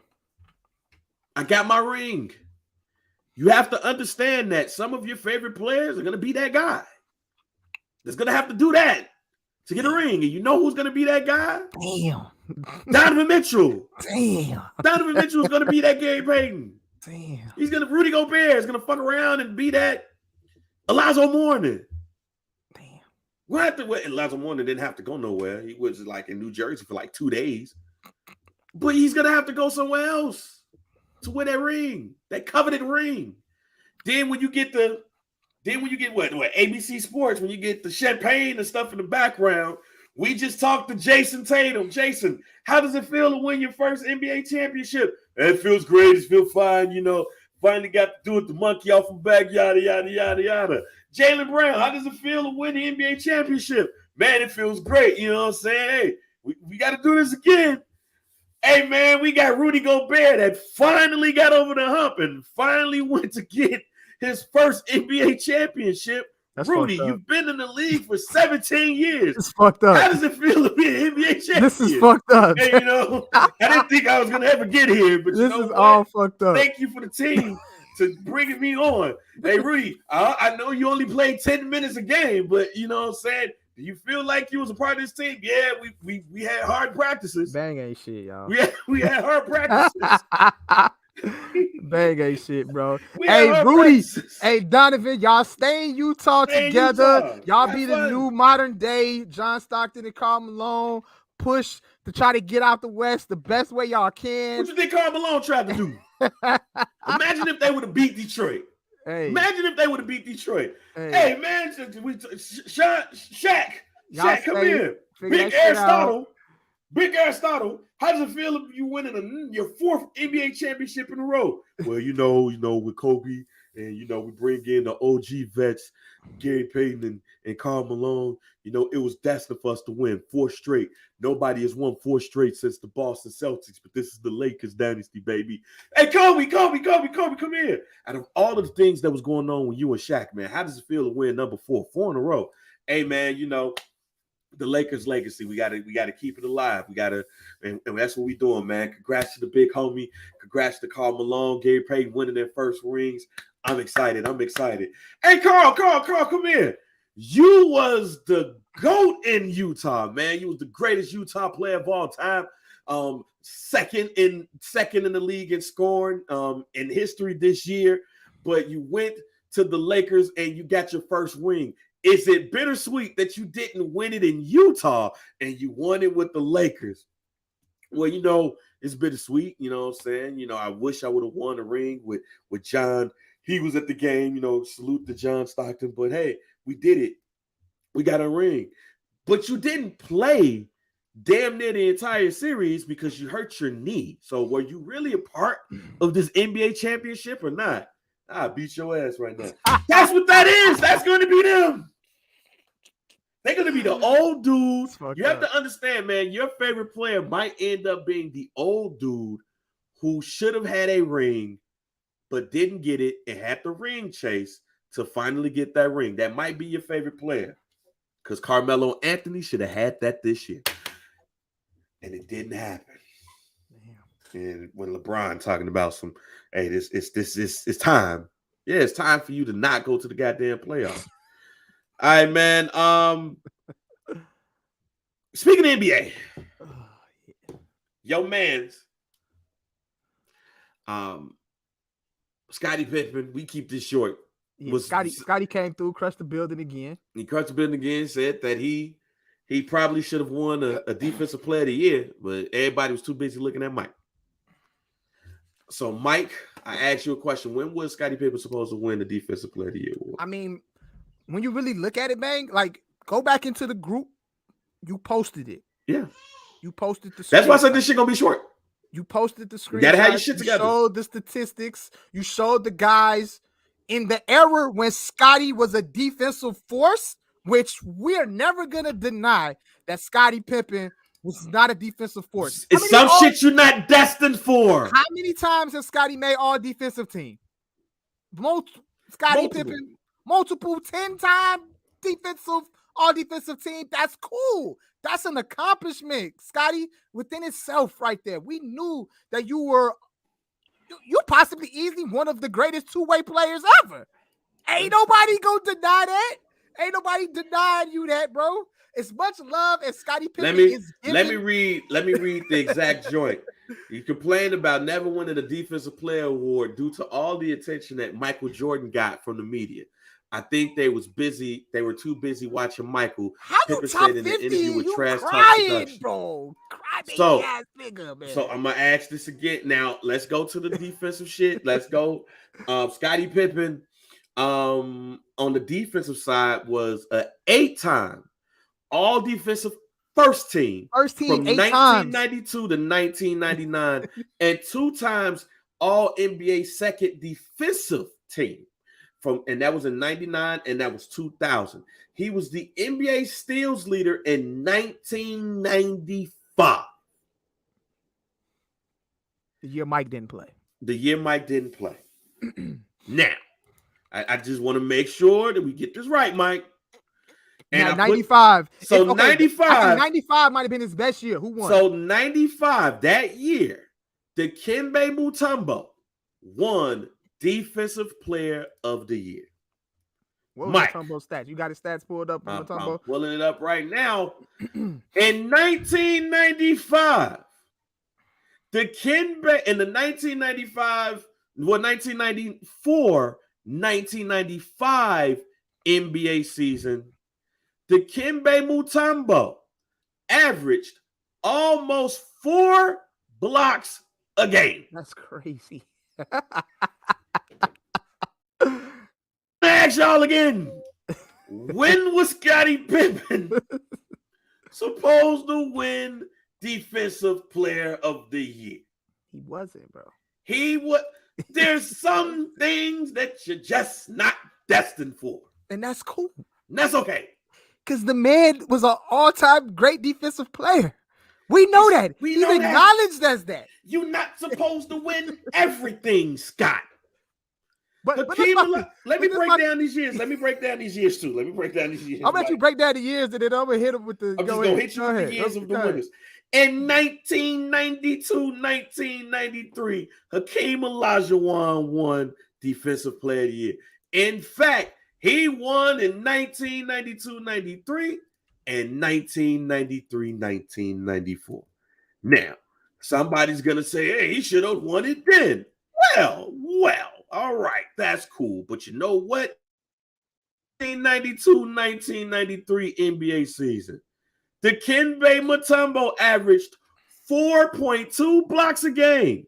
He averaged 13 rebounds a game. And here's a good note. With all of that, he averaged almost 2 steals a game. Mike, Scottie Pippen was supposed to win Defensive Player of the Year that year? No, not at all. No, stop it. The next year, in what, 1993, 1994, Hakeem Olajuwon averaged 3.7 blocks a game with 1.6 steals a game. Scotty wasn't winning that. We already told you about Dikembe Mutombo's year. Yeah. So let's go to the year 1995, 1996 that Gary Payton won Defensive Player of the Year. Now, that year, it was widely said that Gary Payton was the best defensive guard in the game. And in fact, he was the first guard to win the Defensive Player of the Year award. Definitely still the smallest person that got it. He averaged point guard to win it, right? Yep. Averaged almost 3 steals a game. Now, I bring that up because if you don't listen to the pod, or if you haven't really paid attention to the pod today, Gary Payton is my favorite player of all time. Yeah. And he won the Defensive Player of the Year in 1995, 1996. That's cool. Guess how many blocks Dikembe Mutombo had that year, Mike? How many, man? That man had almost 5 blocks a game, fam. He had 4.5 blocks a game. Me, a Gary Payton fan, could look at that and be like, you lucky you won that shit. That man almost averaged 5 blocks a game. Do you know for 74 games, 5 blocks a game? Yeah. That's wild. Just block here, block everywhere. He's not winning that year if Dikembe Mutombo had almost 5 blocks a game. But in 1996, 1997, guess who won Defensive Player of the Year? Dikembe Mutombo. Yeah. 3.3 blocks per game, Mike. 3.3 blocks per game. Scottie Pippen barely played that year. That's when his back started acting up. That in that 1996, no, my bad. In 1996, 1997, he played all of the games, but he had damn near 2 steals a game. 1.9. Scottie wasn't going to win Defensive Player of the Year that year. Oh, who won it again in 1997, 1998? Dikembe Mutombo. With 3.4 blocks a game. Scottie Pippen, that same year, played only 44 games. Remember, his back was fucked up. He averaged 1.8 steals a game. His back was fucked up. 1998, 1999, Alonzo Mourning won Defensive Player of the Year. Scottie Pippen played 50 games in Houston. When was Scottie Pippen supposed to win Defensive Player of the Year? Maybe when Scottie Pippen said they was too busy watching Mike, maybe Scottie thought he was supposed to win in his rookie year, the year Mike won Defensive Player of the Year. Is that what he was talking about? Scottie, is that what you meant, bro? Did you think you were supposed to win the Defensive Player of the Year your rookie season? When? Somebody tell me when. See, this is why. This is what they were too busy watching Mike. Right. See, that's what they wasn't watching Mike. They was watching Dikembe Olajuwon, Dikembe Mutombo, Gary Payton, Dikembe Mutombo, Alonzo Mourning. That's what irritates me about people, and that's why I don't debate, Mike. You got people up in this group talking about facts. Scottie, now this legit facts. Scottie knew what he was doing, though. Scottie knew what he was doing. He wanted people to really actually look and see when he wanted us to look at stats, man. That's what he wanted us to do. That's what he wanted us to He wanted to look at the box score. I love my man Sean Keys. But my man said Scottie should have at least 2 Defensive Players of the Year awards. When? Somebody tell me when. See, before we jump out the gate, jump off the porch, jump off the roof and be like, Scottie should have won this and won that.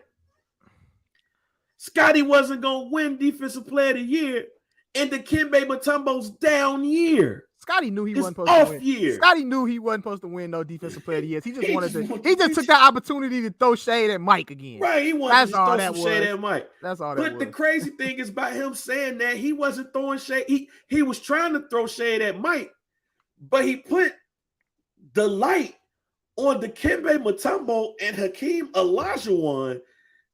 I love Gary Payton. He damn near 3 steals a game, but God damn, over 4 blocks a game consistently. Dikembe Mutombo won Defensive Year after having 4.5 blocks a game to a paltry 3.5 blocks a game. while Scottie Pippen was playing 50 games a year. Mhm. So somebody tell me when he was supposed to win it. We got to stop jumping out the body because Scottie tell you to, because you don't like Michael Jordan. See, that's the issue. If you don't like somebody, that's cool. Just say you don't like that person and just bow out of the argument. Don't, I hate Michael Jordan. Michael Jordan's playing against plumbers all his career. So since he was playing against plumbers all his career, they should have been looking at Scottie. So if he was playing plumbers all his career, what was Scottie Pippen doing? See, that's why y'all got to stop that. If Michael Jordan was playing with plumbers all his career, what was Scottie doing? I've literally gotten out of that debate, bro, of the Michael Jordan didn't play against nobody shit, bro. I left that argument alone 2 years ago, fam. Like, that shit is over with now. Like, that is the most dumbest argument, bro, that you can throw out there when it comes to... Stay out of that. Whoever you consider the GOAT, bro, that's cool, bro. Ooh. But to downgrade Mike and say he didn't play against nobody and all that bullshit like that, to defend whoever it is you think and is the then GOAT, pump up Scottie, who was playing against the same plumbers. And use that to pump up Scottie, that shit is so mad corny, yo. It's mad corny, bro. If you think Kobe the GOAT, cool. You think Bron the GOAT, cool, bro. You put Mike third, that's cool, bro. That's cool as hell, fam. Ain't no wrong answer. But don't say Mike didn't play against nobody, bro. And then, y'all niggas out here feeling sorry for Scottie Pippen, because he's salty about the last dance and all this shit like that, bro. Fuck that shit, fam. Fuck that shit, Scottie. You are a great player. You top 50. You get acknowledged as a GOAT, bro, as one of the best two-way players ever, fam. Nobody gonna ever diminish what you did in your career, my nigga. But leave Michael Jordan alone, fam. That nigga ain't thinking about you, bro. Do your interviews, fam, and just say, hey, I deserved it here. I possibly deserved it there. But Michael Jordan ain't held you back from shit. All right? Look, man, so leave it be. Scottie was better off saying, I think I should have been Defensive Player of the Year over the Dikembe Mutombo and Hakeem Olajuwon, because them 4 blocks a game didn't mean shit.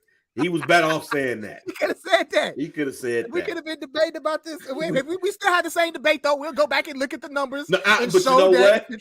But you know what? It would have made people go look at the stats. True. Because everybody that's in the group is talking about facts, and Scottie got a point there. Scottie got a point there. Talk your shit, Scottie. Scottie got a point that he, in his paltry 2.5 steals a game, should have won Defensive Player of the Year over Hakeem Olajuwon with 4.5 blocks a game during the time where it was the land of the big men. Yeah, all right, man. All right, man. Before we get out of here, I told Mike we was gonna talk about this. Y'all, we have to figure out how do we invite people to Cookout. Okay. I think it's an interesting conversation. Young lady. Think she's from Tennessee. She was rapping King Von at a wedding, white girl.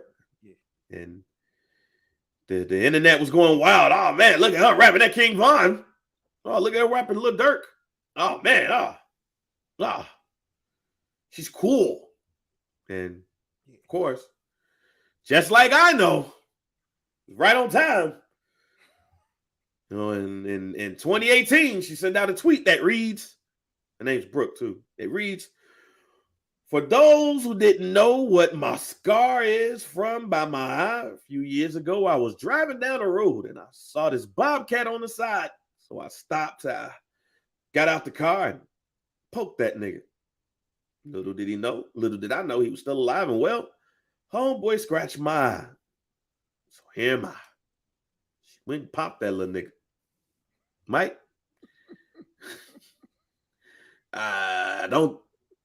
don't shock me at all that she said the N-word.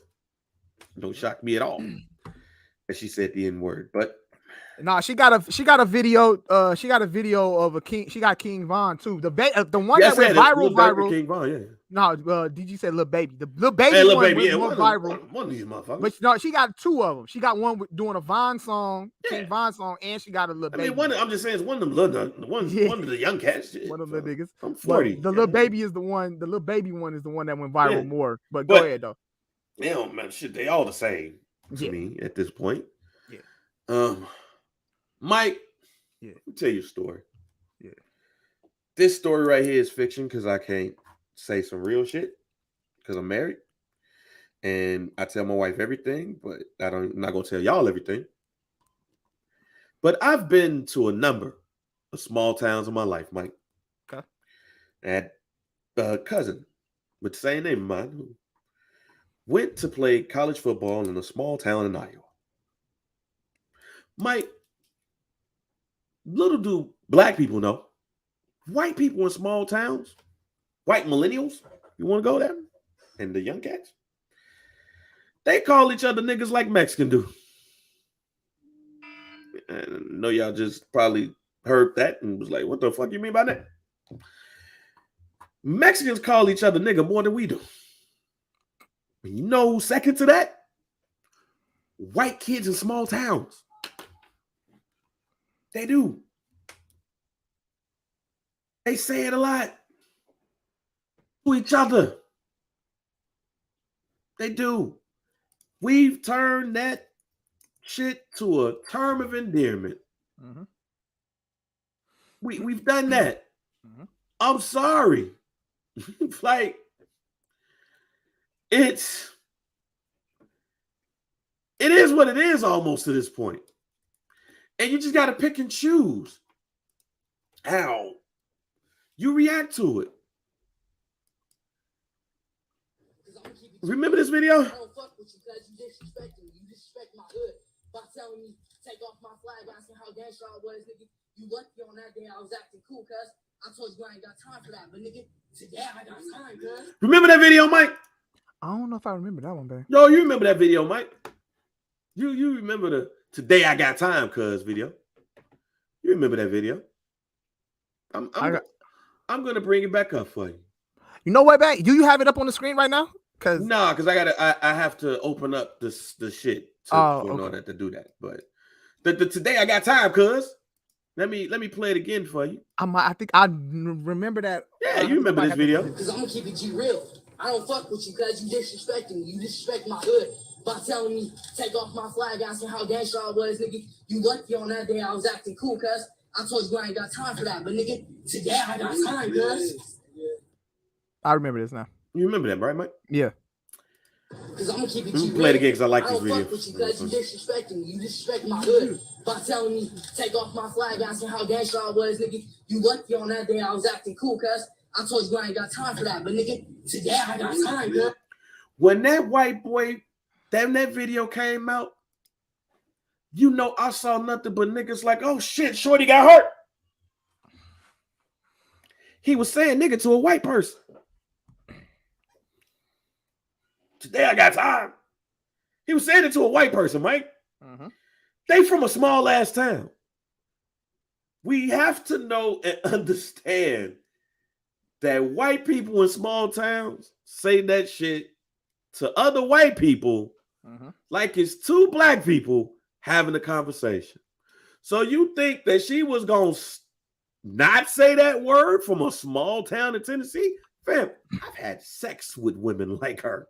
Yeah. And you know what I told them? Hey, man, don't say that word around me. Say what you want to, but don't say that word around me. She put that shit on her Twitter page and she thought it was safe. It was 2018. It was safe. Who thought in 2022, well, 4 years later, she was going to go viral rapping a King Von video? But here's the thing. You think when they was at the wedding that she did not say the N-word, and you don't think that while she was at the wedding, her other friends didn't say nigga too? You talking about it? You talking about during the just period at the wedding? Yes. Okay, go ahead. Yeah. Yes, we got to stop thinking that when white people are with white people, they stop saying the N-word when the song come on. If it's two white people in the car, Mike, and you're driving, and niggas in Paris is on, you think they gonna just be bleeping themselves? And it's just two of them in the car? Come on, fam. So she didn't think. I've seen white people say that shit at concerts. Yes. While that song is playing. Yes. So this is not white people shouldn't say it anyway. You right, they shouldn't. But it's partly our fault that they saying it. I'm talking about this version of it, not with the hard ER. Because we made it popular. Van Lathan was on the Breakfast Club, and he talked about a debate that he had with Harvey Levin about the use of the N-word and how they don't get why other people can't say it, but we can. He was going to ask a question to Lil Dicky about using the K word. I will not repeat that word. But he was going to ask him a question, and Harvey Levin and others got upset about asking them how would he feel if other people use the K word, like they want to use, like how other people want to use the N word. Mm-hmm. They got upset. And when you look at that on the surface, you like, that's bogus as hell. Also, we can't say these words, but y'all can say nigga. But on the flip side, G, hate to say it, we made that shit cool. We made that shit popular. People want to say it. K word ain't cool. Spick, calling a Puerto Rican a spick or a Mexican a wetback, that ain't cool.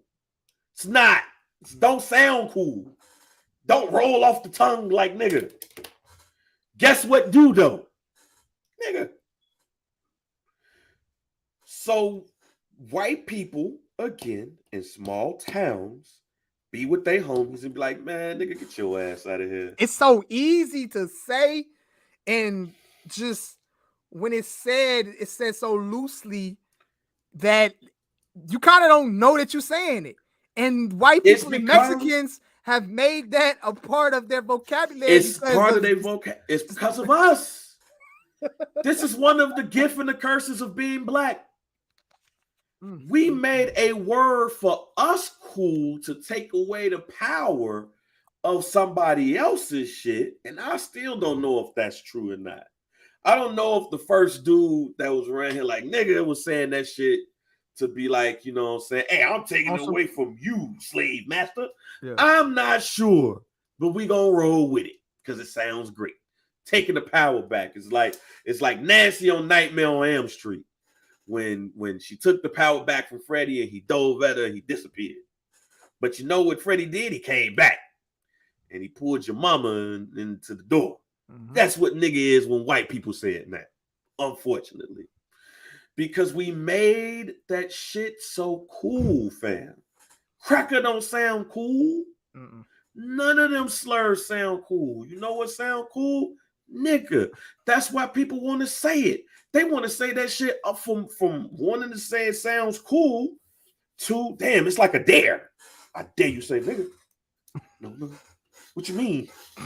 I dare you say nigga. And it's like 10 black people right there. They're going to whoop my ass. Well, just say it in a cool way. Like, what up, nigga? Just say it to me, though. Oh, man, all right, cool. We say it to each other all the time. What's up, nigga? What the fuck you just say? No, I was calling him. Blah, blah, blah, blah, blah, blah, blah, blah. Because it sounds cool. If it was that wrong to say it, people, and I know it sounds bad the way I just said that, but if white people felt it was that wrong to say it, they wouldn't say it unless they were racist. It would it would be easy for you to determine who's racist or not. Mm-hmm. They wouldn't say it if they were not racist. They would be like, oh, that's just a bad word. Because there's other words that are slurs in our dictionary, in our diction, in our vocabulary that we just won't say. But it's one word out of all of those words that people not only say, they use it as what we say is a term of endearment towards their homies. And that's the N-word. Mm-hmm. So with that being said, this is why we got to watch who we invite to the cookout. Okay. Because with that being said, right, N-word, nigga, is bad to say, but everybody want to say it. It's like the forbidden fruit. We see what happened because Eve convinced Adam to bite the fruit, but she bit it too. Now we gotta die. Now we got sin, and now we gotta die. That's the N-word. The forbidden fruit. Everybody want. With that being said, we can't get excited every time somebody white rap a rap song. Let me ask you this: Did you see Shorty's Instagram page? Yeah. Like, did you scroll like down like further? Yeah. Like, Shorty got black friends. Yes. Went to rap concerts. Yes. Mike, let me this. I was about to go, but here's the other part, Mike. Here's the other part about that. In them small towns, G, the reason why black folks are there is 9 times out of 10, they family just grew up there. That's one. Somebody played sports in that area and they decided to stay because they popped somebody off, or it was cheaper. Like, I ain't about to go back to Chicago, pay $1,500 for this goddamn apartment when I could go get this house and shit's 15 and I got 7 rooms in this bitch. Yeah. Or they ain't got shit else, or they just play sports, period, and they just there. Them black people don't really be like, because they know the area. They know these people. They get to know, and they probably saying it to them too. Not saying that it's right. I'm just giving you context. So yeah, she got black friends, just like when I forgot the white girl's name that was rapping and shit. But like she said nigga in the song, and homie was like, man, she won it because she one of the niggas. Like, we talked about this a couple of episodes ago about how, like, man, if Ric Flair said nigga in front of me, like, damn, how I'm supposed to react to this shit? Like, all right, Rick, I see what you're doing, but don't do that. or man, you know, Ric Flair, just like me and Ric Flair was kicking. He was like, yo, what's up, nigga? And I was like, yo, it's Ric Flair. That's 20 times in a small neighborhood, in a small country. And millennials, that's why I have phrased it differently, like, they're a different breed. They not saying it in a way to their homies like they daddy would until they get mad. And then you got to beat their ass. Mm-hmm. And then they can't use it no more. Now, again, I'm not saying this right. Don't say it around me. But I know in these small towns, in their little ecosystem, they say that shit like Mexicans say that shit to each other. Mm-hmm. Like Puerto Ricans say that shit to each other. And I very rarely see a Puerto Rican or Puerto Rican or Mexican getting confronted by a black person about the use of the word nigga. Because we looked at them as one and the same. And some of them kids in small town Iowa, Tennessee, and Texas, the kids, some of those kids thinking that way.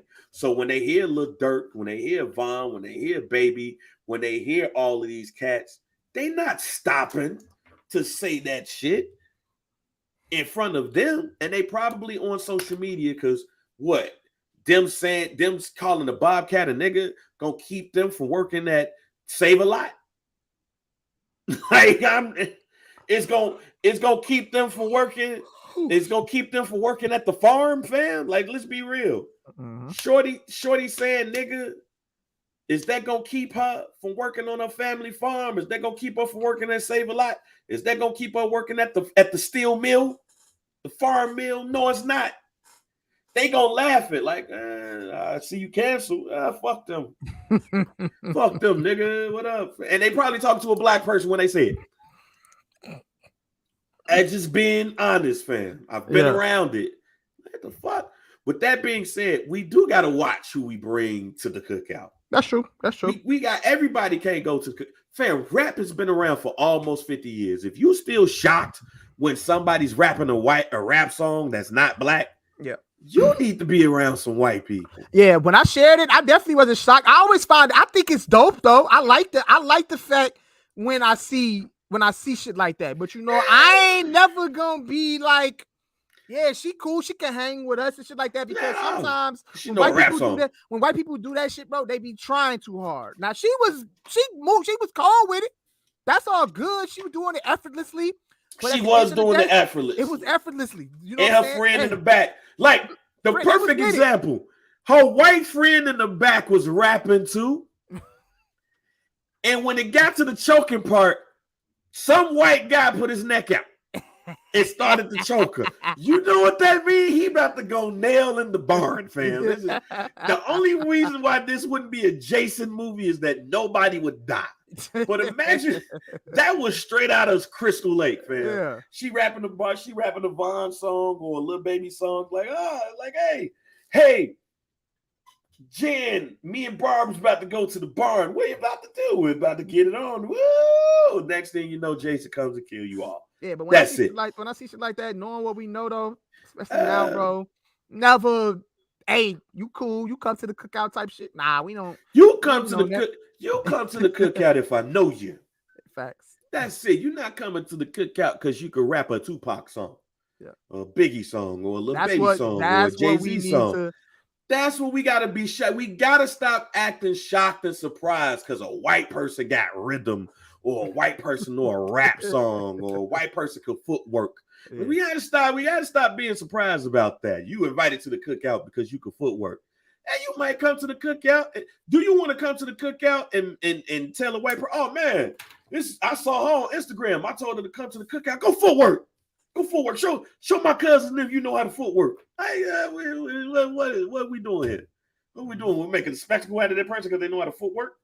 No, we not. We got to stop bringing people to the cookout because they knocked out a black person. Like, we got to stop bringing white people to the cookout because they did some extraordinary stuff that black people shocked that they were able to do. And it's the same thing, like vice versa.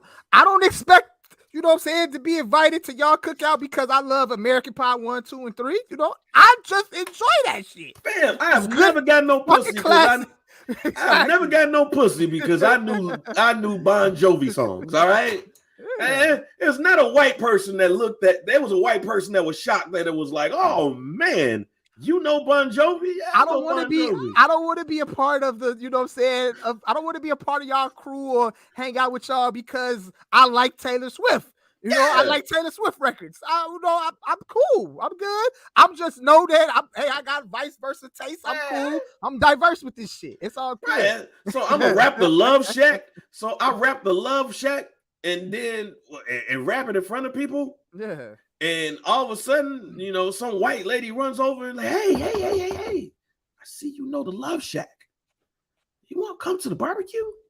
Got a barbecue going on. You think you'll love it? No, I'm good. No, I'm good. That would never happen. You know, I sing what's that? 1,000 Miles. Bro. I walk 1,000 miles now, just say it. You think I'm about to get 1 million views on Instagram and on TikTok because I'm singing 1,000 miles? We're not doing that shit. And sometimes you might get the impression that when white people do that shit, like they mocking us. No. Like it could be a possibility that some people feel like when white people go the extra mile to post videos of them rapping, you know, some rap shit, they mocking us. No. You know, they trying to be funny and all that shit like that. We ain't mocking y'all, bro. We just fuck with that shit. Yeah, they just like it. Like they just like it.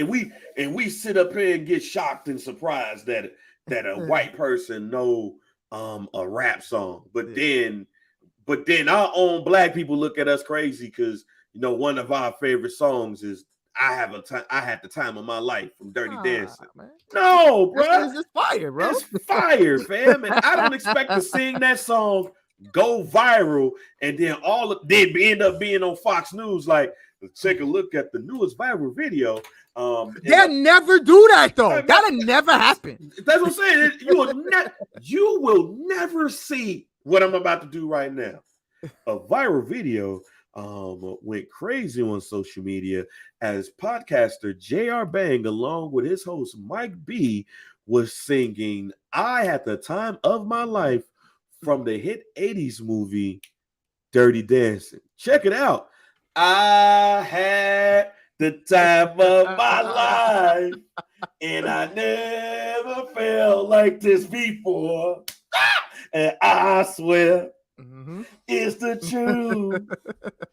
and I owe it all to you. Yep, it ain't gonna happen. Then some white person see it on Instagram or they see it on TikTok and they go, "Oh wow, he's singing that song. Oh, we gotta invite him to the cookout." And then next thing you know, it goes from Fox to E Television to Breitbart. It's like, oh, look at this black person. He knows this.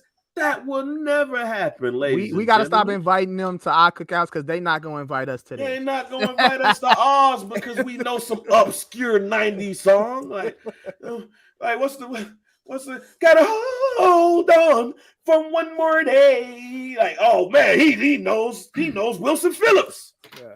Let's go ahead and invite him to the cookout. Like, no. And to that credit, we got to stop acting shocked and surprised when a white person do that. We could do that to a white person song. You don't see them inviting us to the bar mitzvah. Mm-hmm. Oh, they're not. They're just like, oh. And then you know what the crazy thing about it? If that were to happen, we might look at them crazy. Hey, look, check this out. If you invite me to the bar mitzvah, though, I'm coming. I always wanted to go to a bar mitzvah. I ain't gonna lie to you. Fuck the cookout. You invite me to a bar mitzvah, I'm in there. I gotta go to a bar mitzvah now. I've been around enough white people to say, yo, I like beer pong. Like, I went to beer pong finals and the next J.R. Bang, he won beer pong. Didn't no black people know beer pong. Like, come on, fam. Fuck the cookout, invite me to the bar mitzvah. Nobody's gonna invite me to the cookout because I know Wilson Phillips, fam. Nobody's gonna invite me to the cookout because I know Celine Dion. Facts. Nobody's gonna invite me to the cookout because I know 98 Degrees and LFO. So stop inviting people to the cookout because they know rap songs, fam, or they footwork. Because you know what? The shit's been around long enough that they know about it. Mm-hmm. Chill, fam. You're making ourselves look bad, shocked and surprised that people know our culture. Fam, we are the culture. That's what we have to understand. We are the culture. We are this shit. Hip hop is the most profitable music out here right now. We did it. We're number one. So stop getting shocked and surprised because a white girl knows drill. She should know drill. But that's my rant on that, fam. Stop inviting people to the cookout, man. Before we get out of here, to add to that, though, there's some shit that popped up. It's the wife's fault, Mike. It's the wife's fault. It's the wife's fault, Mike. She the one who sent this over. So I sent Mike a couple of photos and everything, right? And we heavily into Ancestry.com. And this only pops up because she saw a screenshot from a Facebook post that the name of the family is the niggas family. In 2014, May 24th, 2014, Crystal niggas married Eric niggas. Well, Eric niggas married Crystal niggas. She took on the nigger name. Yep. And that post went viral. To the point where I was like, you know what? Let me go to Ancestry.com and just type in the name niggas and just search the niggas family. Yeah. Niggas family history. Niggas name meaning. Historically, certain names evolved as a way to sort people into groups by occupation, place of origin, clan affiliation, patronage, parentage, adoption, maybe even physical characteristics. So many of the modern surnames in the dictionary can be traced back to Britain. But then I read this part right here. Where is the niggers family from? You can see how niggers family moved from time by selecting different census years.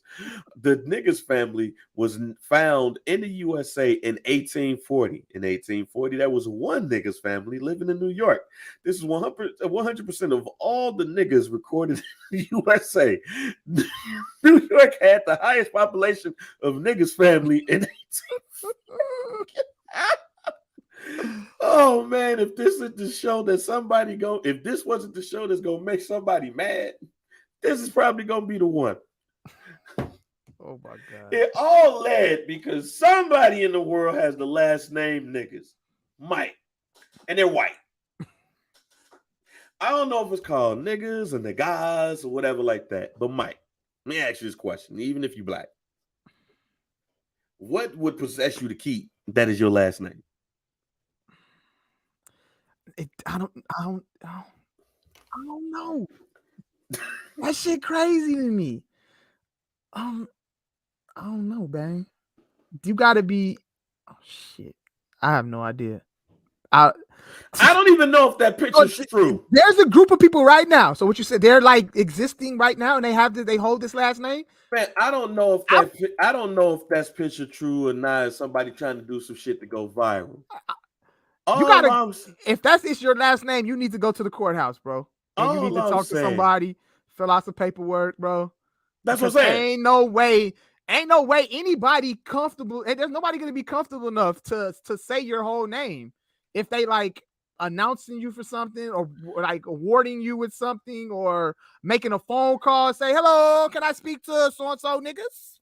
I don't think nobody is gonna be comfortable with doing that. So if that is your last name for real, you might want to, go to the courthouse and get that handled or something, bro. And do I believe that picture was real? No, I don't. But to go to Ancestry.com, and it literally says that there was one family in 1840 with the last name niggas. That's wild. Wild as hell. That's wild. Yeah. So what if Shorty was calling somebody like the person with the last name nigga Bobcat? Would that be?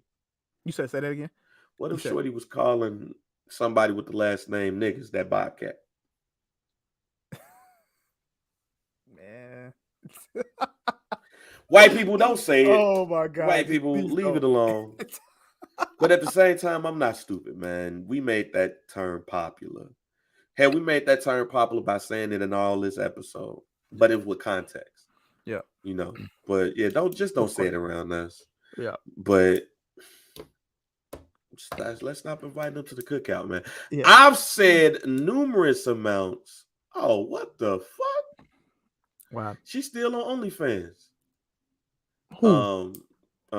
Bernie Mac, TV daughter. Yeah, she's still doing a thing on OnlyFans, bro. She getting naked.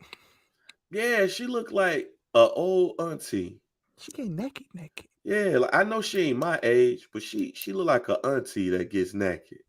Like she looks like your mom, like your mother friend who you always ask to spend the night over her house. Oh my God. That you always ask to spend the night over her house because she liked to get naked and walk around. Have you ever had a friend that did that? Like a mother friend or like an auntie? Like you've been over somebody's house that just loved to be naked? Unfortunately, no, bang. I haven't. Oh man, Mike. Yeah, none of my mom's friends. I've been to a few of my mom's friends' like house to hang out and shit like that. Mike. But none of them was like, Mike, my cousin my cousin moved out of her mom's house.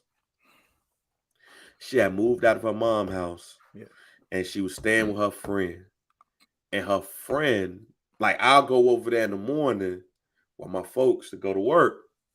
And her friend would walk around the house naked.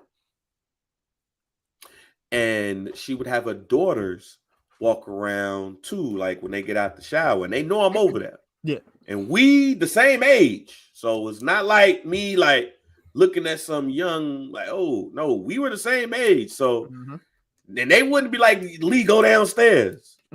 It's like, go get the towel. I'll walk past and what the fuck? What's going on here?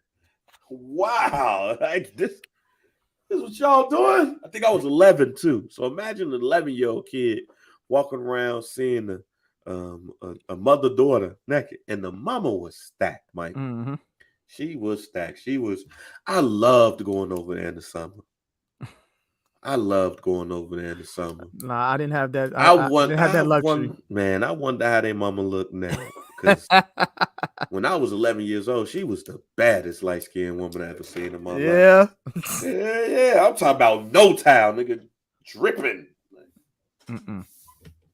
Look at my cousin, like, yo, y'all, they know I'm naked, right? She like, yeah, that's how they are. Yeah. Like, well, continue it. I might got a couple friends whose mama's bad, but not like I ain't gonna say. They ain't never propositioned you. No, they never propositioned me, but I never got propositioned. No, I never got propositioned, but I ain't gonna say on here though who it possibly could be though. So you know what I'm saying? Shit, yeah, we gonna wait. We gonna if we're gonna listen to the pilot. Hey, why you talking about my mama? What you talking about my mama? Hey man, you got any? I said enough hot takes, man. You got any hot takes? Nah, man. Rudy Gobert, Donovan Mitchell, keep them together, man. You know that's the hot take. Don't trade neither one of them. I don't think neither one of them gonna get traded. I think Danny Ainge puts together some pieces to build around those guys. That's my hot take on that. Other than that, I'm good. Auntie, man. That's my hot take, man. Camille Winbush. She looks like an auntie. Mm-hmm. Like that. She like a young auntie that's out here. That's out here getting naked for OnlyFans, but getting hella money. Now I think all my hot takes are done. We good, and I expect somebody to say I sound crazy about the N-word, but you gotta go to a small town and just listen to them kick it. Like, everything ain't Dawson's Creek, fam. Like, fellas, I want y'all to know, man. Every small town ain't Dawson's Creek, fam. There's some small towns that think they Crips, and they got time for you. So go ahead and end us off, Mike. Yeah, man, I already know. We so Miami in 4, my boy. Some Dude Pod. Make sure y'all rate, make sure y'all like, make sure y'all subscribe. The What Digital. Make sure y'all subscribe there. If you're watching us on YouTube right now, follow us on IG at Some Dude Pod at Mike B _. Oh, wait a minute. I totally forgot about this. Just gonna spend 1 minute on this. Yeah. Pete Davidson is a bitch. Yeah, bro. That's trolling. He trolling. Yeah. Matter of fact, I don't even think this trolling and shit. I don't even think he trolling, dude. I think he's a clown. I don't even think it's trolling. I just think dude is a clown and he's just comfortable because the fact of the matter is that Kim Kardashian shouldn't even let him do that shit. She allowed him to do that shit. She should allow him to do that shit. She's the one here that Peter's a clown and Kim Kardashian is even worse of a clown to let this dude that she's been with for about 10 minutes to get the initials of her kids on his neck. At this point right now, it ain't even about Kanye West. It's about you having kids and allowing this dude to get tattoo of their initials on your neck. Nah, fam. That's weird business right there. Weird business. That's what that is. That's weird old business right there, G. Ain't that much love in the world, fam. Them seeds ain't mine. I'm not doing that. Facts. I don't even want you to call me daddy, pawpaw, uncle. Call me Lee. Facts. Ain't nowhere in there. I need to spend an enormous amount of time with you to even think to do that. If I've raised you your whole life, tattoo me, please. And you should think about getting my last name. Facts. But a tattoo of the initials of her kids, bruh, you are a weirdo. Her kids and another man's kids that you have an open beef with, or whatever y'all want to call that shit. But again, this ain't even got nothing to do with Ye at this point. True that. This got something to do with Kim Kardashian and Pete Davidson. She should have looked that buddy ass and be like, I like you. Things are going well. But we ain't doing that. But cover that shit up. Facts. We ain't doing that. She probably looked at that shit and was like, oh, wow. Aww. Oh, wow. That's whole shit. That's clown shit. That's weirdo shit. On their parts. Them. Facts. Them. The grandmama should have been like, somebody in that family should have been like, all right, y'all tweaking now. Doing too much. Y'all doing way too much. That right there, weirdo shit. And as we see, we've never really been on here talking about their relationship because that's their shit. At the same time, on this one, this is the first time I agree with the other niggas. Like, all right, I feel the type of way. That right there, nah, that's some whole shit. Facts. My bad. I just saw that and I was like, yeah, you good. Hey, also follow us on Twitter at Some Dude Pod, at Mike B _CHR, at JR Bang. Join the Some Dude Pod community on Facebook, hashtag Some Dude Pod, and make sure you like us on Facebook at Some Dude. get involved in the conversation, you know what I'm saying? All of that shit, you know, and that is what it is, man. You know, appreciate everybody that's locking in with us right now live while we, you know, recording. Shout out to the homie DG rocking with us the whole way. Joel Embiid back for game 3. All right, cool. You don't have to wear a mask. Hey. Miami in 4. Don't matter if Joel Embiid come back game 2. They cooked.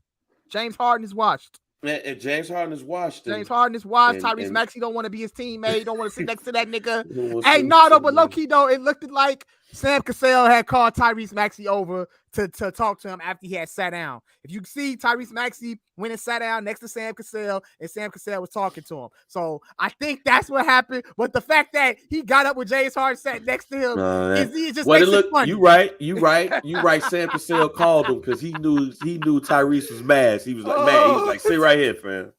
Oh my God, that's funny. But other than that, man, we go, man. Y'all appreciate y'all for rocking with us, man. We'll see y'all next week, all right?